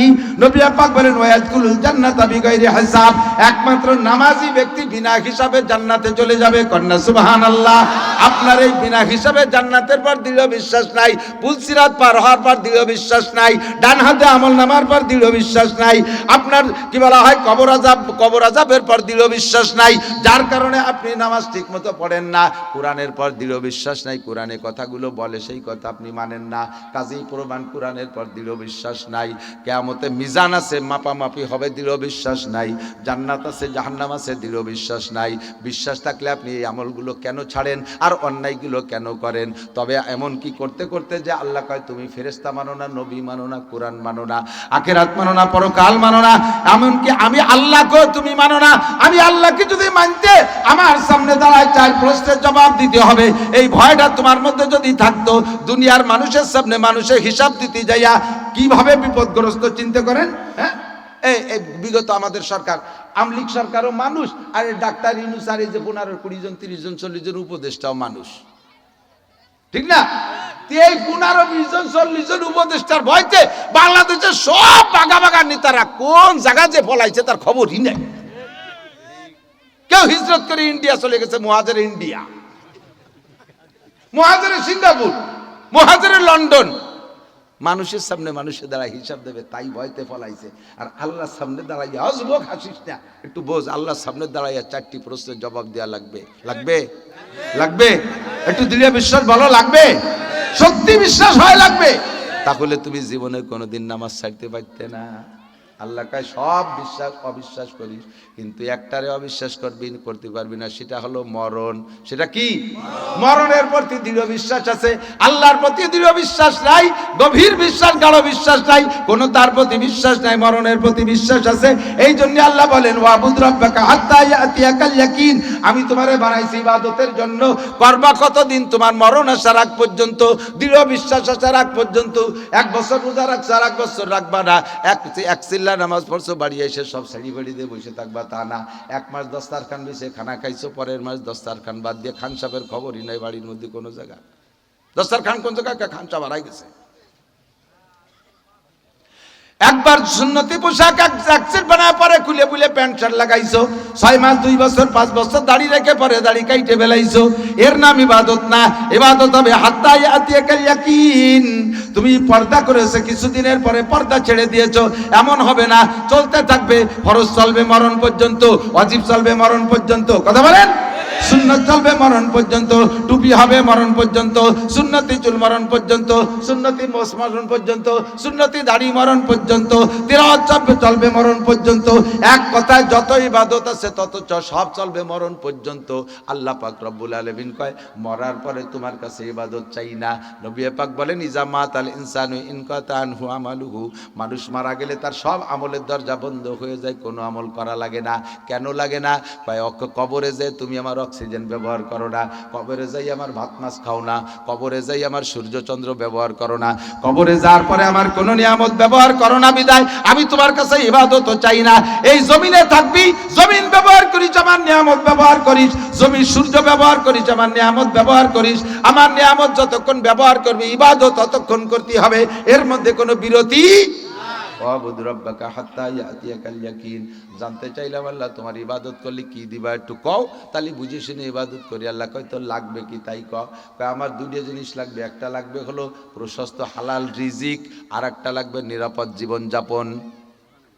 2টা জিনিস মানব জীবনে মাত্র 2টা প্রয়োজন। কয়টা? কতক্ষণ? কয়টা? সিরেফ 2টা, একটুও বেশি না, একটুও বেশি না, মাত্র 2টা জিনিস আমার জীবনে, তাতেই আমি চিরসুখী, জাগতিকভাবে চিরসুখী। সেটা কি? 1 নম্বরে হলো আমার রিজিক। রিজিক মানে খালি বাচ্চার ডে না, রিজিক মানে আমার জীবনে দৈহিক জীবনে যত প্রয়োজন আছে সব, ভাত মাছ পিঠে আটা গোশ মোষ ফল ফ্রুট দালান কোটা গাড়ি বাড়ি জাগা জমি বউ বাচ্চা খ্যাত খামার পিঁয়াজ রসুন যা কিছু আছে সব কিছুর নাম টাকা পয়সা সোনা দানা অলংকার সব কিছুর নাম রিজিক। এইটি আমার লাগবে। আর একটা কি লাগবে? কয় সব কিছু থাকার পরে নিরাপদ জীবন ব্যবস্থা, রাস্তা দিয়ে চলবো, কোটি টাকা ব্যাগে নিয়ে কেউ যেন ডাকি আমার জিজ্ঞেস না করে। ঘরের ভিতরে 10 কোটি টাকা রেখে দরজা খুলে শুয়ে থাকবো, কেউ রাতের বেলা করে দুলোভাই এসে যেন ডাক না দেয় শালাওন, এই কর কেউ না থাকে। আমার সুন্দরী মেয়ে ছেড়ে দেবো, চলে যাবে একেবারে মকসেদপুর কলেজে, রাস্তায় কোনো যুবক ছেলে আমার মেয়ের দিকে তাকাবে না, কিক মারবে না, কুক মারবে না। আমার ছেলেটারে ঢাকা বিশ্ববিদ্যালয়ে ভর্তি করে দেবো, নিরাপত্তার সাথে লেখাপড়া করে বিসিএস পাস করে বাড়ি আসবে। এই নিরাপদ জীবন যাপনটা আমি কামনা করি। দুটো জিনিস আমার দরকার। আল্লাহকে এটাও দেওয়া হবে তোমাকে ইবাদতের বিনিময়ে। ফালইয়াবুদু রাব্বা হাযাল বাইত, ফালইয়াবুদু রাব্বা হাযাল বাইত আল্লাযী আত'আমাহুম মিন জু' ওয়া আমানাহুম মিন খাউফ। যদি এই দুইটা জিনিস পাইতে চাও, জাগতিক সব নিয়ামতে ভরপুর পাইতে চাও, আর নিরাপদ জীবন যাপন চাও, আবাল বৃদ্ধ বনিতা নারী আর পুরুষ, তাহলে এই ঘরের রবের ইবাদত করো, কাবার রবের ইবাদত করো, মসজিদের রবের ইবাদত করো। সে কি দেয়? আল্লাযী আত'আমাহুম মিন জু', সকল ক্ষুধা নিবারণ করে দেয়, সকল প্রকার চাহিদা পূরণ করে দেয়। ওয়া আমানাহুম মিন খাউফ, সকল প্রকার ভয়ভীতি থেকে নিরাপদ জীবন যাপনের ব্যবস্থা করে দেয়। কন্যা সুবহানাল্লাহ। এই দুইটা জিনিস তোমার জীবনে দরকার, পাইতে হলে ওই রবের, ওই ঘরের রবের ইবাদত করো। এবার জানতে চাইলাম আল্লাহ ইবাদত কি জিনিস কও। আল্লাহ তাড়াতাড়ি কয় ইবাদত কি জিনিস। ইবাদত কতগুলো? আল্লাহ কয় ইবাদত তো একেবারে কম, একেবারে কম। ইবাদত মেলা না, দুটিয়ে। কয়টা? আরে খেয়াল করে না, ইবাদত কয়টা? মাত্র 2টা। তাহলে সহজ হয়ে গেছে না? যত কঠিন হোক দুটিয়ে তো। হ্যাঁ, এই এখন তো ভালোই শীত পড়ছে, আরো কঠিন শীত যদি পড়ে, এর মধ্যে যদি আমাদের তত্ত্বাবধায়ক সরকার, অন্তর্বর্তী সরকারের প্রধান ডক্টর ইউনূস সাহেব যদি ঘোষণা দিয়ে দেয়, এখন তো আওয়ামী লীগও নাই, বিএনপিও নাই, কেউ নাই, আমাকে এতই চলতেছে দেশ, তো সামনে নির্বাচন হবে না, একটা লোকরে আমি অনায়াসে প্রেসিডেন্ট বানাই দেবো, শিহাবুদ্দিন সাব্বাদ আম্মাবাদ, একজনের প্রেসিডেন্ট বানাই দেবো। যুবক রেডি হও, প্রেসিডেন্ট হবে। আমি কালকে যাবো ইনশাল্লাহ ঢাকায়, যাই ওনারে বলবে এই ঘোষণাটা দিতে। শর্ত কি? মাত্র একটা লোককে বিনা নির্বাচনে প্রেসিডেন্ট বানাই দেবো। যেই লোকটা কঠিন কনকনে শীত যে রাত্রে পড়বে, ওই রাত্রে বাগানের ভিতরে কচড়িওয়ালা কুয়ো আছে না, এই কুয়োর মধ্যে এক মনে একটা পাথর মাথায় হইয়ে গলা পানিতে সন্ধ্যের সময় নামবে, আর সকালবেলা সুস্থভাবে উঠে আসবে, পরে প্রেসিডেন্ট বানাই দেওয়া হবে। রাত মোটে কয়টা? একটা। পুরো ডুবানো লাগবে না, গলা পানিতে। যে পারবে তারে প্রেসিডেন্ট বানাই দেব। বিষয়টা তো কঠিন, সবাই জানি, কিন্তু তারপরও হাজার হাজার যুবক রেডি হয়ে যাবে, আগের থেকে গায়ে তেল মাখাচ্ছে, বিভিন্ন প্রকার সরসরি মাখাচ্ছে যাতে পানি ঠান্ডা না লাগে।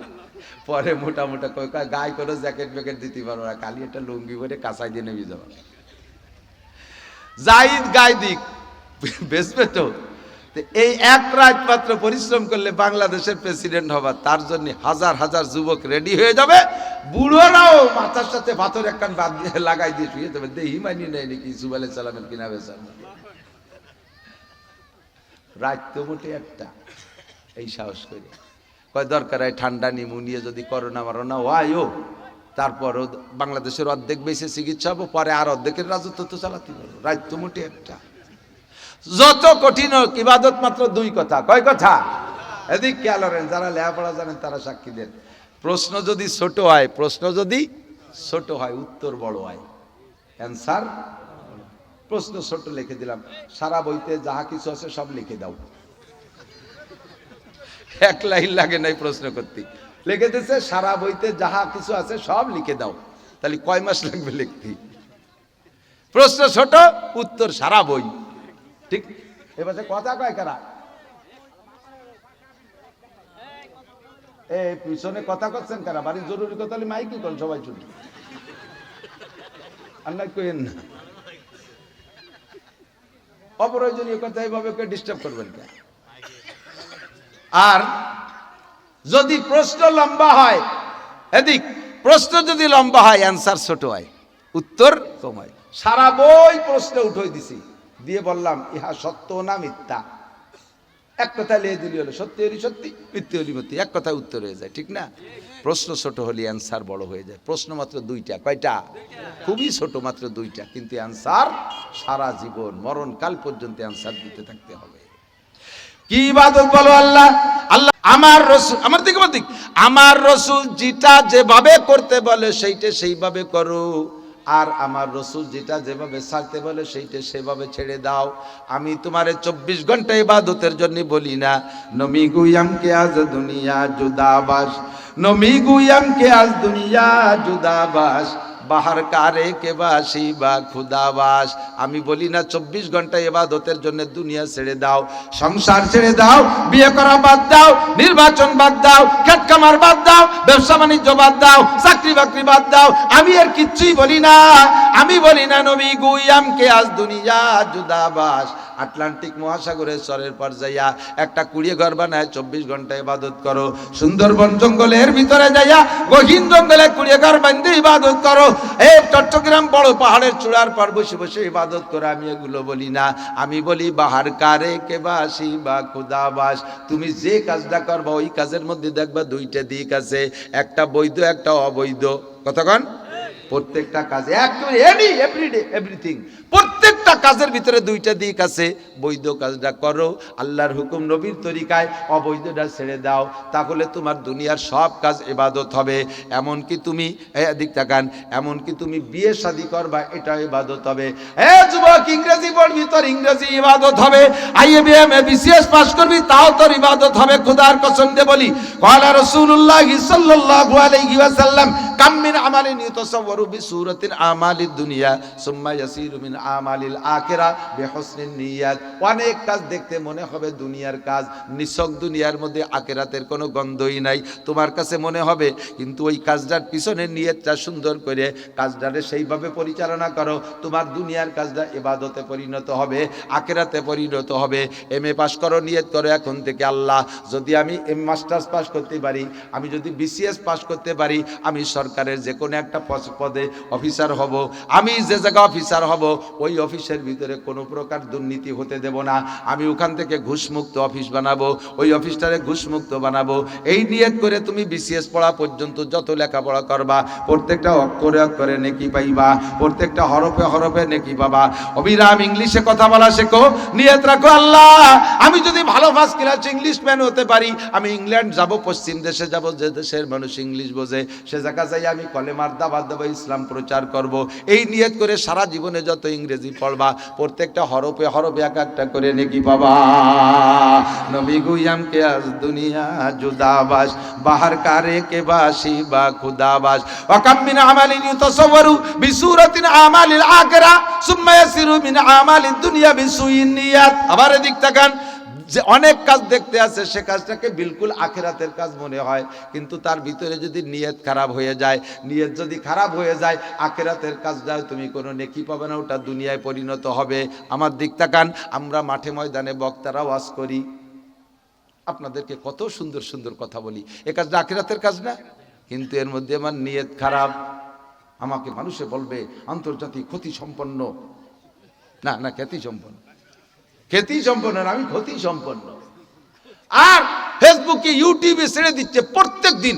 আজকে আমার 66তম মাহফিল, কক্সবাজারের দিকে যাইতেছি, আপনারা আমার সুন্দর সফরের জন্য দোয়া করবেন। তুমি এ কসুর লেহার কি দরকার ফেসবুকে? তার মানে তুমি একজন বক্তা, এবিটাকে শুনতে চাচ্ছ? হ্যাঁ, মানুষে হিদায়াত পাবে, তুই পথ পাবি না, তুই জাহান্নামে যাবি, কারণ তোর উদ্দেশ্য ভালো না। ইচ্ছাকৃত ভাবে গ্যাঞ্জাম বাদাইয়া সেইটারে ফেসবুকে দিয়ে দেয় ভাইরাল হওয়ার জন্য, যাতে অমুক বক্তা খুব প্রসিদ্ধ বক্তা, তার সাথে এরকম বড় বড় নেতাদের গ্যাঞ্জাম হয়েছে, বাস একেবারে আগা সারা দেশ বেড়ে চিনিয়ে ফেলেছে। আমাদের প্রোটেক্ট দেওয়ার জন্য 300 পুলিশ এনেছে, এখানে হেলিকপ্টারে নিয়েছে, ওখানে হেলিকপ্টার এনেছে, এগুলো কাউকে তোমার বয়ানে মানুষ হিদায়াত পাবে, তুমি নিজে গুমরা হয়ে যাবা, এক ফটো নেকি পাবা না। অজের পরে জিজ্ঞেস করে, এই আজকে কেমন হলো রে? যদি কয় ফাটাফাটি বয়ান হয়েছে, কয় তাই গলা খারাপ, ঠান্ডা লাগছে। একজন কয় তোর দেশকে বাড়ি ভালো যাচ্ছে, কয় তাই 3 দিন নাই নিয়ে, আর নালি কিরম দেওয়া যাতে বুঝতি। ঠান্ডা লাগছে এই জন্য গলা খারাপ না, দেখাই ছেড়ে দিতাম। তো এগুলো কাজ কি দরকার?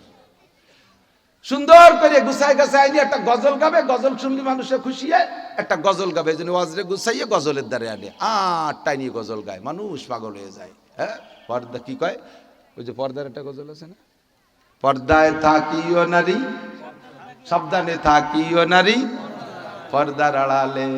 আমি নিজে দেখছি এক বক্তা, ওরে সুর, আল্লাহু আকবার, সাবধানে তাকিও নারী পর্দার আড়ালে। এই কে যখন টান দেছে, এই পর্দার ওই পাশে বিটিরা ছিল, পর্দা খুলে দেখতেছে হুজুর কিরকম।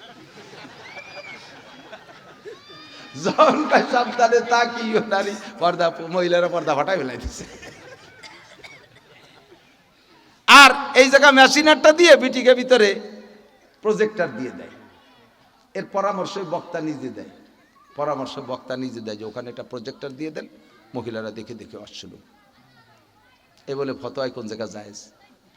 আমাদের বহুত ভাই আছে এর ভক্ত, আপনি জবাব দেন।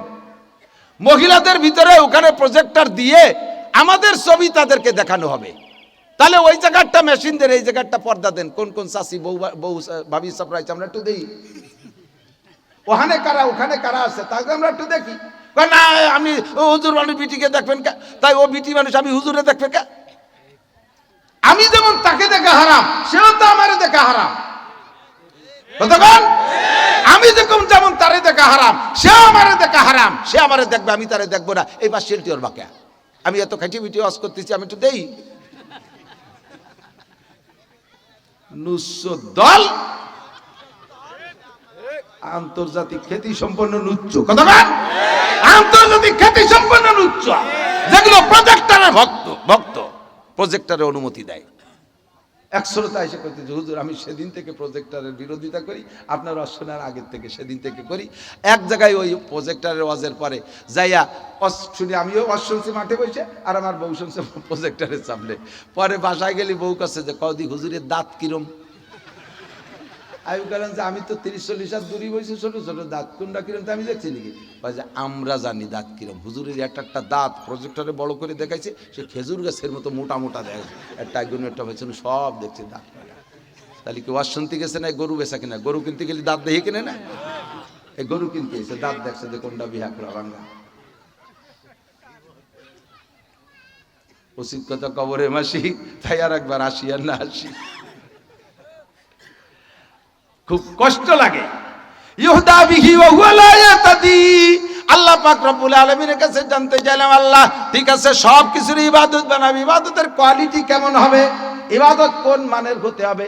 আল্লাহ কয় ওয়ালা ইউশরিক বিইবাদাতি রাব্বিহি আহাদা ওয়া মা উমিরু ইল্লা লিয়াবুদুল্লাহা মুখলিসিনা লাহু। খালি ইবাদতের সাথে আছে ওয়ালা ইউশরিক বিইবাদাতি রাব্বিহি আহাদা, কোন ইবাদত করার ব্যাপারে আল্লাহর সাথে মখলুকরে শরীক করবে না। কয় মখলুকরে শরীক করা কারে কয়? ইবাদত করে মানুষের কাছে প্রশংসা পাওয়ার লোভের নাম হলো শিরিক ফিল ইবাদত। ইবাদত এই ওয়াজ করতেছি ইবাদত, এই জায়গা আপনারা আমারে প্রশংসা করবেন, এই প্রশংসার লোভটাই হলো আমার শিরিক ফিল ইবাদত। আমি ওয়াজ করতেছি আল্লাহ তোমার বান্দারা যাতে হিদায়াত পেয়ে যায়, আমি কোনো মতে একটু পথ দেখাই দিতে পারি যে এই পথ দিয়ে গেলে জান্নাতে যাওয়া যায়, আমার নিয়তটা থাকতে হবে ইখলাস। এই জায়গা যদি আমার প্রশংসার ভাইরাল হওয়ার সাথে থাকে, তাহলে এটা শিরিক ফিল ইবাদত হবে। আল্লাহ কয় ওয়ালা ইউশরিক বিইবাদাতি রাব্বিহি আহাদা। ইবাদত করব কেমন? ওয়ামা উমিরু ইল্লা লিয়াবুদুল্লাহা মুখলিসিনা লাহুদ্দিন। তোমাদেরকে অনুমতি দেওয়া হয়েছে একমাত্র ইখলাসের সাথে ইবাদত করবা আল্লাহরই জন্য। নামাজ কার জন্য? এতক্ষণ কার জন্য? রোজা নামাজ হজ যাকাত কার জন্য? ফরজ ওয়াজিব সুন্নাত মুস্তাহাব কার জন্য? দান খয়রাত সদকা ফিতরা মান্নত কুরবানি কার জন্য? মসজিদ মাদ্রাসা করি কার জন্য? মারহাবার জন্য যারা করেন, খোদার কসম নেকি পাবেন না, মারহাবার জন্য করেন। মসজিদ একটা করে দে, নেম প্লেটে আমার নাম থাকতে হবে, মাদ্রাসার ভবন করে দে আমার নাম আমার বাপের নাম থাকতে হবে, এগুলো সব শিরিক ফিল ইবাদত। খোদার কসম 5 পাইরও নেকি পাবেন না। জীবন ভরে মানুষে আপনার প্রশংসা করবে, প্রশংসা পর্যন্ত শেষ, আল্লাহর কাছে কিছু পাওয়া যাবে না। ওয়ালা ইউশরিক বিইবাদাতি রাব্বিহি আহাদা। কথা কি বোঝা যায়? আমি সব ব্যাখ্যা দিয়ে বলতে সময় পাইলাম না, শুধুমাত্র পথ দেখালাম, যেটা আমার দায়িত্ব। রাহাতুত তরিক পথ দেখালাম, যা করব একমাত্র আল্লাহর জন্য করব। আর করব কি, হুকুম যেগুলো আছে সেগুলো করব, নিষেধ যেগুলো আছে সেগুলো ছেড়ে দেব। তাতে দুনিয়ার কাজটাও ইবাদত হবে, আবার আখিরাতের কাজটাও গুনাহে পরিণত হবে। এদিক মহিলারা কোরআন শরীফ তিলাওয়াত ইবাদতের মধ্যে তো আর সন্দেহ নাই, ঠিক না? পুরুষও করবে, মহিলারাও করবে। তো মহিলা যদি ঘরে বসে জোরে জোরে তিলাওয়াত করে আর রাস্তার বিটারা যদি শোনে, তাহলে আল্লাহর কসম একটা নেকিও হবে না। যতজন পুরুষের শুনছে অতজন পুরুষের সাথে ওই মহিলার জিনার গুনাহ লেখা হয়েছে। তিলাওয়াত তার মধ্যে নেকি নেই, গুনাহ হয়ে গেছে। অথচ ইংরেজি পড়লাম, তার মধ্যে বস্তা ভরে নেকি পেলাম, ভিতরে উদ্দেশ্য ভালো, ভালো মন্দ, ঠিক কিনা? আল্লাহর হুকুম নবীর তরিকায় তিলাওয়াত করে তাহলে নাকি বাবা। মহিলা বয়ান করে, আরে বাবা এই মাঝে মাঝে আপনাকে দিক তালিম আছে নাকি আমি জানি না, বিটিকে তালিম হয় না, কয়েক গ্রামের মহিলা গুছাই এক জায়গায় বসে তালিম করে। সে স্বামী বিচারা পিএজ লাগাতে গেছে, সেই পিএজ লাগা এসে দুপুরে ভাত পাইনি, বউ তালিমই গেছিল। ভাই তুমি কোথায় গেছিলে? কথা কয় না, দিনের কাছে গেছিলাম। আল্লাহরে খুশি করা ফরজ, তুমি কিরা? স্বামী রে ভাত না খাই আল্লাহরে খুশি দিয়েছে। অমুক জায়গায় আসে, আমার হুজুরির বউ এসে তালিম করতেছে, সেই তালিমই গেছিলাম। বড় জ্বালাই, কুলাপান সব জায়গায় এটা দিই। এদিকে দিক আমার দিক তাকান, সময় কম, আর বাড়তি বাড়তেছে, ওর বাবা হয়ে গেছে, আমার টাইম ওভার হয়ে যাচ্ছে আমার দিক। তো তালিমে গেছিলাম। এবার তালিম করে বাড়ির পাশে রাস্তা, রাস্তার পাশে বাড়ি, জোরে জোরে তালিম করতেছে। তালিমের শেষে একটা লম্বা মোনাজাত, আর মহিলাকে মোনাজাতে কিন্তু কান্না বেশি আমাকে, কারণ বেটারাও কান্দে না, পুরুষরা কান্দে, খালি কান্দে, আর মহিলারা কান্দে গীত গায় আর কান্দে, ঠিক না? যা যা হয়েছে সব। এক মহিলা স্বামী মরিয়ে গেছে, স্বামীর পর মহিলা অতটা সন্তুষ্ট ছিল না, জীবন বেরিয়ে জ্বালাইছে, ওর বদদোয়াই মরছে মনে হয়। পরে আর এক মহিলা, সবাই কাঁদতেছে, হয়েছে বউ কান্দে না। এক মহিলা এসে কাছে যাবা একটু কান, নালি মানুষ মাইন্ড করবে না। কান বোঝে কি কইয়ে কানবো, এটা তো কতি হবে, তার কোনো গুণ তো কতি হবে, তার কিছুই মানে কয়টা কিছু তা কয়। বাবা কোনোদিন মুনাই দে সাড়া বাড়ই নেই বাবা রে ভাই, টেঙ্গি দে সাড়া কোনোদিন মারি নেই বাবা রে ভাই, বাবা আমারে চুল কাটা টানিয়ে উঠে বেলাইছে বাবা রে ভাই, মরছে স্বামী বাবা রে ভাই। এই মহিলারা মুনাজাতে গেলি বিনয় বিনয় কইয়া ওই কথা রেখে দেয়, ওই বেড়ে কান্দি দেয়। মানুষ মারছে এক বাড়ির, বিল পার হয়ে 40-50 জন বিটি আইছে, সেই বাড়ি লাগে সাথে কান্দিছে, দেখছেন না এরকম? তো তোর কি আছে তুই কান্দিস? কিছু হয় না, সবাই কান্দিছে, না কান্দি কি সুরি এইরকম, ঠিক না? এই মহিলারা মুনাজাতে অল্পে কান্দি দেয়, তা কান্তি কান্তি সব মহিলা চাপড় ছেড়ে কান্দিছে, রাস্তার ভ্যানালারা দাঁড়ায় মুনাজাতে শরীক হয়ে গেছে। পরে যাইয়ে চার দোকানে গল্প দেয়, কি জিন নাসির হুজুরা সরবনের হুজুরার ইসমতুল্লাহ কাছে, উনাকে মুনাজাতে বয়ানে তো হাসেই সবাই, আর মুনাজাতেও কান্দে না, নান টুরবর মুনাজাত ফেরেশতারাই কান্দে দিছে। আমরা সেই জায়গা ব্যান দাঁড়াইয়ে মুনাজাতে শরীক হয়েছি। যে কয়জন ওই জায়গা নানটুরবর মুনাজাতের সাথে শরীক হয়ে গেছে, ওই কয়জন পুরুষের সাথে নানটুরবর জিনার গুনাহ লেখা হয়ে গেছে। করছো মুনাজাত, কাম তো হবেই না, ফাঁকে ইনকাম করে নেছে উল্টো গাঠিতে অন্য কিছু। এর নাম হলো মা তাকুমুর রাসূল ফাকুযুহু ওয়া মা নাহাকুম আনহু ফান্তাহু। প্রত্যেকটা কাজের ভিতরে দুইটা দিক আছে। যে কাজটা যেভাবে আল্লাহর হুকুম নবীর তরিকায় নবী করায় দিয়েছেন, ওই কাজটা ওইভাবে করবা, তাহলে দুনিয়ার কাজে ইবাদত হইয়া যাইবে। পক্ষান্তরে আল্লাহর হুকুম নবীর তরিকায় যদি না হয়, দিনের কাজও দুনিয়ায় পরিণত হবে, কোনো নেকি হবে না, গুনাহ হবে। কতক্ষণ ঠিক কি ঠিক না? জামা পরবেন হে যুবক, শার্টের ভিতরে বাম হাতটা আগে ঢুকাইয়া ডান হাত পরে ঢুকাই বোতাম লাগাইলে পরা হবে, ইবাদত হবে না। ডান হাতটা আগে ঢুকাইয়া সুন্নতের নিয়তে বাম হাতটা পরে ঢুকাই বোতাম লাগাই দিবা, পরাও হবে, ইবাদত হবে। তাও সুন্নতের নিয়তে যদি করো 100 শহীদের সওয়াব পাইয়া যাবা। জুতার মধ্যে বাম পা আগে ঢুকাইয়া ডান পা পরে ঢুকাইছো, মোজার মধ্যে বাম পা আগে ঢুকাইয়া ডান পা পরে ঢুকাইছো, প্যান্ট পাজামায় বাম পা আগে ঢুকাইয়া ডান পা পরে ঢুকাইছো, শুধু পরা হবে, ইবাদত হবে না। এবার ডান সাইডটা আগে ঢুকাইয়া বাম সাইড পরে ঢুকাইয়া যদি সুন্নতের নিয়তে পড়ো, পরাও হবে, ইবাদত হবে, 100 শহীদের সওয়াব হবে। কন্যা সুবহানাল্লাহ। দস্তারখান বিছে খানা খাইলে খাওয়া হবে, টেবিলের পর বসে খানা খাইলে খাওয়া হবে। টেবিলি খাইলে শুধু খাওয়া হবে, ইবাদত হবে না। দস্তারখান বিছে খানা খাইলে 100 শহীদের সওয়াব হবে, আবার সাথে সাথে তোমার খাওয়া হয়ে যাবে। কথা কোন ঠিক কি ঠিক না? এমন করে প্রত্যেকটা দিকে যেদিকে তাকাবেন সেদিকে পাইবেন। যেই কাজটাই করবেন আল্লাহর হুকুম আর নবীর তরিকায় যদি করেন তাহলে এটা ইবাদত হবে। আল্লাহ কয় মা আতাকুমুর রাসূল ফাখুযুহু ওয়া মা নাহাকুম আনহু ফান্তাহু। আবার সিরিয়াল ধরে বলে দেই, আল্লাহ আমাকে দুনিয়া করার জন্য বানাইছে না, ইবাদতের জন্য। এই ইবাদত করতে হবে কতদিন? বলেন কতদিন? মরার আগ পর্যন্ত। ইবাদত করলে কি পাবো? দুনিয়া আখিরাতের শান্তি পাবো। কতক্ষণ? শান্তি, অর্থনৈতিক সমস্ত রিজিক পাবো, আবার সুখময় জীবন যাপন পাবো। এইটা ইবাদতের বিনিময়। এবার জানতে চাইলাম আল্লাহ ইবাদতের কোয়ালিটি কেমন হবে? আল্লাহ কয় ইবাদত হবে শিরিক মুক্ত ইবাদত, এর মধ্যে কোনো ভেজাল রাখতে পারবা না, হ্যাঁ, জাল জয়ীব হতে পারবে না, ভেজাল মুক্ত ইবাদত করবা।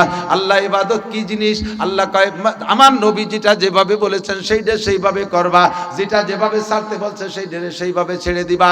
তাহলে ব্যবসা বাণিজ্য তোমার ইবাদত, মেম্বারি চেয়ারম্যানি ইবাদত, উপজেলা চেয়ারম্যানি করবা ইবাদত, এমপি গিরি করবা তাও ইবাদত, আইএ বিএমএ পাস করবা তাও ইবাদত, পুলিশ বিডিআর আর্মি চাকরি করবা তাও ইবাদত, জজ ম্যাজিস্ট্রেট ডিসিও সিএসপি হবা তাও ইবাদত, ইংরেজি পড়বা তাও ইবাদত।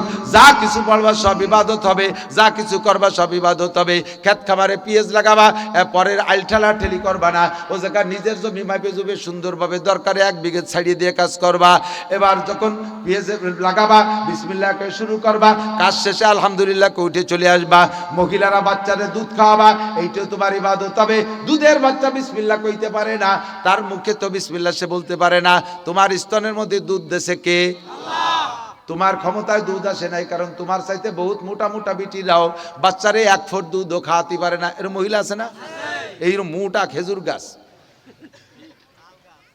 ঠিলিয়েটা নিয়ে গেছে, একটা বোতল ঠিলিয়ে নিয়ে বোতল নিয়ে গেছে। আগে তো মুরব্বীরা দেখছেন না, খেজুর গাছে বড় কলস ভরি যেত না, সব কমতিছে, পরে ঠিলিয়ে নিয়ে শুরু হয়েছে একটু একটু, পরে প্লাস্টিকের 2 লিটারের বোতল। এখন গাছ কাটে, বোতলও নেয় না, নালি দিয়ে তুই আসে, মাঝে মাঝে 1 ফুট পরে পোলা পাঞ্চে জিব্বে ভাইতে বসে যায়, খানিক পর পরে 1 ফুট পরে। গাছ এমন মোটা, তার 1 ফুটও রস নাই। আর সিকুন এমন একটা গাছ, খেজুর পুকুরির পাড়ে কাইতে রয়েছে, তা কড়াই খেয়ে দিয়েছে অর্ধেক, গাছি উপরে উঠলি খালি এরকম দুল খায়, তাতে এত বড় কলস একটা নিয়ে আসছে। আরে গাছ কি আর কলস কি নিলি? কয় তাই সকালে আসিস, দেখ যে সেই গাছে 2 খেন রস হয়েছে, 1 কলস হয়েছে ছোট ঠিলে, 2 ঠিলে রস হয়েছে। দেশে কে? আল্লাহ। তোমার বউটা শুকনো, 2 বাচ্চা জমজ হয়েছে, 2 স্তনে দুধ খাই সাথী পারে না। আর মালিক মোল্লার বোর এত বড় মোটা এক বউ, তার একটা মাইরে সারা বছরের মধ্যে 1 ফুট দুধ খাতে পারে না। দুধ দেয় আর না দেয় কে? আল্লাহ। কাজেই এই নিয়ামতের শুকর আদায় করার সিস্টেম হলো বাচ্চারে মুখটা দুধের সাথে লাগাই দিয়ে তুমি মা মুখে বিসমিল্লাহ বলো, আর খেয়ে যখন বাচ্চা মুখ সরাবে তুমি মা মুখে আলহামদুলিল্লাহ বলো। আরে দুধ ফিডারে কিনে খাওয়াইতে, হ্যাঁ, ব্যান চালানি লাগে, কোনো কিছু খাওয়া না থাকে না, শুধু ওই ব্যান চালানি পয়সা দিয়ে খালি বাচ্চারে দুধ কিনে খাওয়ানো লাগে। এত লাখ লাখ টাকা কামাই করি, তাই বাচ্চাদেরকে দুধ কিনে খাওয়াতে গেলে এবার হাওয়ায় যেতে হয়, ঠিক কি ঠিক না? আর বানায় খাওয়ানো কত কঠিন। রাতের বেলা মা ঘুমাই রয়েছে, অন্যাসে বাচ্চা নিজে ইচ্ছে করে মায়ের স্তন থেকে দুধ খেয়ে খেয়ে জায়গায় ঘুমাই যাচ্ছে। আর যেগুলোরে বানায় খাওয়ানো লাগে দুটিয়ে দামড়া দামড়ির, দুটির একটারও ঘুম থাকে না। রাত 2টের সময় ওঠা লাগে, 3টের সময় এক করে ওঠে, উঠে আম্মু দুধ আম্মু দুধ। কত বিপদ! এই এত বিপদ থেকে আল্লাহ বাঁচাইছে, স্তন করে দুধ দেছে। কাজে বিসমিল্লাহ তুমি বলবা, দুধ খাওয়ানোর পরে আলহামদুলিল্লাহ বলবা। যত ফুটা দুধ খাইছে প্রত্যেক ফুটায় ফুটায় তোমাকে নেকি দেওয়া হবে। সাথে স্তনটাকে খোলা অবস্থায় দুধ খাওয়াবা না। অনেক মা আছে বেহায়া বেশরম, ছেলে একটা 18 বছর বয়স কলেজে পড়ে, আর একটা কোলে দুধের বাচ্চা, দুধের ডারে দুধ খাচ্ছে, পুরো স্তন খুলে দিয়ে 18 বছরের যুবক মায়ের স্তন দেখতেছে। মায়ের সাথে সন্তানের জিনার গুনাহ লেখা হবে। শ্বশুরের সামনে স্তন খুলে দুধ খাচ্ছে, ভাইয়ের সামনে স্তন খুলে দুধ খাচ্ছে, বাপের সামনে স্তন খুলে দুধ খাচ্ছে, বিলকুল হারাম, জায়েজ নাই। পর্দার সাথে দুধ খাওয়ান, তাহলে এটাও ইবাদত হবে, তাহলে এটাও ইবাদত হবে। স্বামী স্ত্রী দুইজনে আনন্দ করবেন, দুইজনে একসাথে এক বিছানায় ঘুমাবেন, ওর ভিতরে আল্লাহর হুকুম আর নবীর তরিকা আছে। এই তরিকা অনুযায়ী আপনারা রাত কাটান। ফেরেশতাদেরকে আল্লাহ বলে দুধের পর্দা দিয়ে ঘিরে দে, নূরের পর্দা দিয়ে ঘিরে দে, দিয়ে ওকে দিক ফিরিও তাকাবি না, সকাল পর্যন্ত যাওয়ার ওই বেড়াবে, তো ও নিয়ে তোকে চিনতে না। তো এই টাইমে আমরা কি করবো? আমরা বসে থাকুনি, কই না ওকে দুজনের আমল নামায় রাতভর নফল নামাজ লিখবি। কি হতিছে না কি হতিছে, নফল নামাজ লিখবো। তাই দিয়ে তো কইছি লিখবি লিখবি লিখবি, ওরা আল্লাহর হুকুম নবীর তরিকায় রাত কাটাইছে, ওটা তাদের ইবাদতে পরিণত হয়ে গেছে। আমি শুধু পথ দেখাইলাম, এভাবে সব চেষ্টা করা যাবে তো ইনশাআল্লাহ। আমি আগেই বলছি ইহদিনাস সিরাতাল মুস্তাকিম, আমার পথ দেখানোর দায়িত্ব আছে। এবার চৌরাস্তায় যাইয়ে গুল্লি খাইয়ে আড়াই জাতি পারেন, কাজেই একেবারে হাতে ধরে পৌঁছই দেবে আল্লাহ। এর জন্য আমাদের আর একটা কাজ আছে, সেটা হলো দাওয়াত ও তবলিগের মেহনতে যাইয়া ৩-৪টে মাস যদি সময় দেন, আল্লাহর রহমতে এমন ভাবে পথ পেয়ে যাবেন, আশা করি একেবারে গন্তব্যে চলে যাবেন। ভাঙ্গার চৌরাস্তায় যে পথ হারানোর সম্ভাবনা থাকবে না ইনশাআল্লাহ। দাওয়াত ও তবলিগের মেহনত ১, ২, ৩ ফরিদপুর কি প্রথম পর্বে ১, ২ কেবল ৩১শে জানুয়ারি ১, ২ ফেব্রুয়ারি তবলিগ করবো উলামায়ে কেরামের সাথে। কাদের সাথে? ইজতেমা করবো কাদের সাথে? আলেমদের সাথে। কোন পাবলিকের সাথে গেলে কি পাবলিক সেও জানে না, আমিও জানি না, দুই না জানে একসাথে যে কি হবে, খালি পিকনিক খাই হবে, ঠিক না? ৫,০০০ ৭,০০০ ছেলেদের টাহা দেশে ছেলেরা যাইয়ে বেশ মুরগি টুরগি বিরিয়ানি টিরিয়ানি খাইয়ে বাপ পায়ের তেল কইয়ে চলিয়েছে বাড়ি। আবার কি শিখছেন? শেখ ফকি গেছিলাম এক আমিরির সাথে, সেই হয়ে এক আমাল ওই খাওয়াই শিখছি। নাসির হুজুর কলেজে তবলিগি গেলি এত তা চেয়ে দেয়, কিচ্ছু না, মানে কিচ্ছু না। একজনে কয় বাপ কবর আজাবরে ভয় পাও, ও জানি কবরে কি আজাব হবে। ওই দুটো চড় দেয়, পরে রাইফেলের গাদা দিয়ে দুটো গুঁতো দেয়, পরে দুটো মোয়া দেয়, এই এলো কবর আজাব। মানে আসামি পুলিশি দাওয়া মারছে, দৌড়ই যাইয়া ভাঙ্গা কবরের মধ্যে পলাইছে। পুলিশি যাইয়া সেই জায়গায় গাড় ধরে উঠাইয়া ২ চড় রাইফেলের গাদা দিয়ে ২ গুঁতো মেরিয়া, পরে ব্যাগে ছিল দুটো মোয়া, তাই খাওয়াইছে। মনে হচ্ছে এর নাম কবর আজাব। তুমি কবর আজাব তো দেওয়া নাই রে দুদু। তবলিগ তো চেনে না। আমি জামাত নিয়ে গেছি, যুবকরা ১২ জন ছিল, তাদের আলিফবা থেকে নিয়ে মাত্র ৩ দিনই কোরআন শরীফ পড়া শিখে ফেলেছে। কলেজের ছেলে তো, ব্রেন ভালো, একেবারে সহজ, অক্ষর চিনাইয়া জের জবর পেয়ে জজম তাজদিদ শিখে ৩ দিনই পড়া শিখে ফেলাইছি। আর বাকি ৩৮ দিন ছিলাম, ৮ পারা সবক পড়াই নিয়েছি কোরআন শরীফে। আমি কাশিনী হুজুরের ভাতিজা ওই মৌলানা ভুলে গেছি রে, আবু সাইদ সাহেবের ভাই ছোট জন, আমরা একসাথে গেছি, আর মৌলানা মনিরুজ্জামান, আমরা এদেরকে ৮ পারা সবক পড়াই নিয়েছি। কোনো সব মূর্খর দল যদি একসাথে যায় ৮ পারা না, আলহামদুলিল্লাহ শুদ্ধরে ভর্তি করবে। আমি শুনি যে পড়ে ইয়া আনা বুধু ইয়া আনাস্তাইন, পড়াচ্ছে একজন, ইয়া আনা বুধু ইয়া আনাস্তাইন। আল্লাহকে ইয়ে নাজিল, কোরআন শরীফ নাজিল হলো কবে আবার? এবারই কোন ফাজলেমি সারা কিছু না। তাহলে তবলিগ হবে উলামায়ে কেরামের সাথে, ঠিক না? আমরা ইনশাআল্লাহ হাজার হাজার উলামায়ে কেরাম রমজানে ইনশাআল্লাহ তবলিগে যাবে, রমজানে যাবে, ইজতেমার মাঠে যাবেন, ওখান থেকে চিল্লায় নাম লেখা আসবেন। রমজানে শবে বরাতের পরে আলেম উলামারা বেরোয় পড়ে, হুজুরদের সাথে থাকবেন, এক চিল্লা থাকলে আল্লাহর রহমতে আপনি কোরআন শরীফ পড়া শিখতে পারবেন। তো মাহফিল, অতর্কিত মাহফিল, আমি যে কয়েকদিন আগে, সময় নেই আমার, মাহফিল অন্য জায়গা, শুধু ওই ডাক্তার সাহেব আমার মাদ্রাসার হুজুরদের সাথে একটু যোগাযোগ আছে, কি টাকা লাগবে তাই কব বলি, তো তুমি উকি ঝুঁকি মার, আমি বুঝি না, যে যার ব্যবসা আছে সে তার নিয়ম কানুন জানে। আমি কালেকশন পারি না। মিজান ফরিদিরে দাওয়াত দিতে হবে, ১০০ লোকের কাছ থেকে যাওয়া দেওয়া পারে, আমি ১,০০,০০০ মানুষের কাছ থেকে তা পারি না। ওকে শূন্য মাঠে ছাড়িয়ে দিলি বড় বড় শৈল পায়, আমার সাগরে ছাড়িয়ে দিলে পানি শুয়ে যায়, পাই না, আমার টাকা দেয় না কেউ, আমিও পারি না। শুধুমাত্র ফিল্ডে বিসমিল্লাহকে হাত দেবেন। হঠাৎ করে আপনাদের ছোট মাদ্রাসা বড় হবে ইনশাআল্লাহ, বড়দের চাইতে ছোটদের পিছনে কিন্তু খরচ বেশি। আমার একটু একটা পুতা আছে, পুতা কয় আমাকে দিক, ছেলেরে পুতা কয়। এর জন্য আমি 40টি প্যান্ট ট্যান্ট কিনছি এই শীতকালে, 40টি তো হবে, আরও প্যাম্পাস তো ভর্তি তালে রয়েছে, জ্যাকেট ম্যাকেট দিয়ে 40টির উপরে কিনছি। আর আমার এই সেটের বয়স 5 বছর চলে। বাড়ি মুরব্বী বড় যারা, তাদেরকে 4-5 বছর আগে কিনে দিছি, কিনা লাগে না। আর ওর এবারে যে 40টি, আগামীবার ওই 40টি হবে না, ওরা আবারও কিনে দেওয়া লাগবে, ঠিক না? কুটি খেতা প্যাম্পাস পম্পোস দিয়ে কত তা লাগে, বড় মানুষের অত তা লাগে না। ওর 3 দিনই একটা দুধ শেষ হয়ে যায়, একটা দুধের দাম 800-900-1000 টাকা, 3 দিনই শেষ হয়ে যায়। আর 800-900 টাকা লিবার আমরা 1 মাস খাই বাঁচতে পারি, বাদ্য ডাল থেকে দুধে মধু দিয়ে, ঠিক না? তাহলে ছোটদের খোরাক বেশি লাগে, বড়দের কম লাগে। ছোট মাদ্রাসা শুরু হচ্ছে, এদের নানান প্রয়োজন, ঘর বানাইতে হবে, পায়খানা বানাতে হবে, বাথরুম বানাতে হবে, ইত্যাদি ইত্যাদি বানাতে হবে। কাজেই এত মানুষ যেহেতু আসছেন, 100 করে টাকা দিলে এখানে 1 লাখ টাকার উপরে হবে ইনশাআল্লাহ। 100 করে টাকা দিলে 1000 মানুষ আছেন, 1 লক্ষ টাকা হবে ইনশাআল্লাহ। আর যদি বেশি দেন আরো বেশি হবে। একেবারে কম পক্ষে আপনার ফিকির থাকতে হবে যে আমি 50টা টাকা দিয়ে যাবো আল্লাহর দিনের জন্য। যদি এভাবে দেন হুজুরদের এই মাহফিলটা গাড়ে পড়বে না, আগামীবার আবারও আমাদের দাওয়াত দেবে, আবারও আসতে পারবো ইনশাআল্লাহ। যদি ওনারা মাইনেসে থাকে তাহলে না এই ওয়াজ মসজিদের দরকার নেই, হচ্ছে মমতাজ আনলিফারা 3-4 লাখ টাকা ডানি থাকে। আল্লাহ হেফাজত করুক, জোরে কানা আমিন। তো বিসমিল্লাহ কয়ে মাঠে এই যাবে, বলেন কি তারাকান্দির নুরু ভাই 5000 টাকা দেবে। আলহামদুলিল্লাহ, আল্লাহ নুরু ভাই দান কবুল করেন। কেউ যদি লেখানোর থাকে লেখায় দেবেন। আর এক্ষুনি ফিল্ডে যাইতেছে, আজকের পকেটের বড় টাকাটা একটু বের করেন, আজকের পকেটের বড় টাকা, বিশেষ করে 500 আর 1000 টাকা, 200 আর 100টাই 4 পদের টাকা থাকলে আমার একটু দেখান, দেখাইয়ে যে হুজুর এই যে আছে কিন্তু দেব না, এই কই আবার পকেটে দিয়ে দেন, একটু দেখান। টাকা দেখলেও শরীর স্বাস্থ্য ভালো হয়, পরের টাকা দেখলে স্বাস্থ্য ভালো। টাকা গুনলি কই ভলেন্টিয়ার এই সামনে দে, ওদিক দে নাই, এই দিক দিয়ে যাবা, ওই পাশালারা রেডি হবে, আইডিও ভাবে যাবা, কেউ টের পাবে না। এদিক দিয়ে ঢোকা, এদিক চলে, এদিক এদিক, এখান থেকে যাবে, এদিক দিয়ে যাবে। আর কেউ থাকলে নুরু ভাই 5000, আর কোনো ভাই থাকলে একটু বলেন 5000, 10000, 2000, 1000 একটু বলেন, লেখান, দোয়া করে দেব।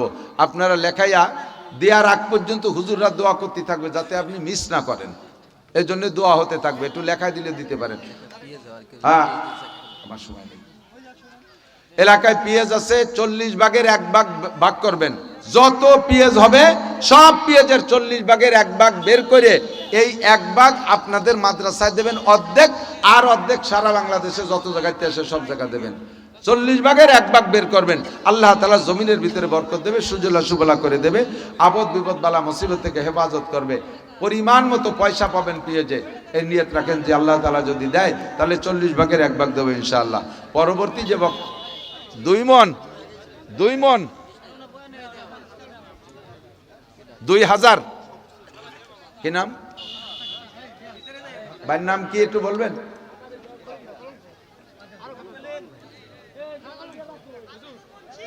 হাফিজুর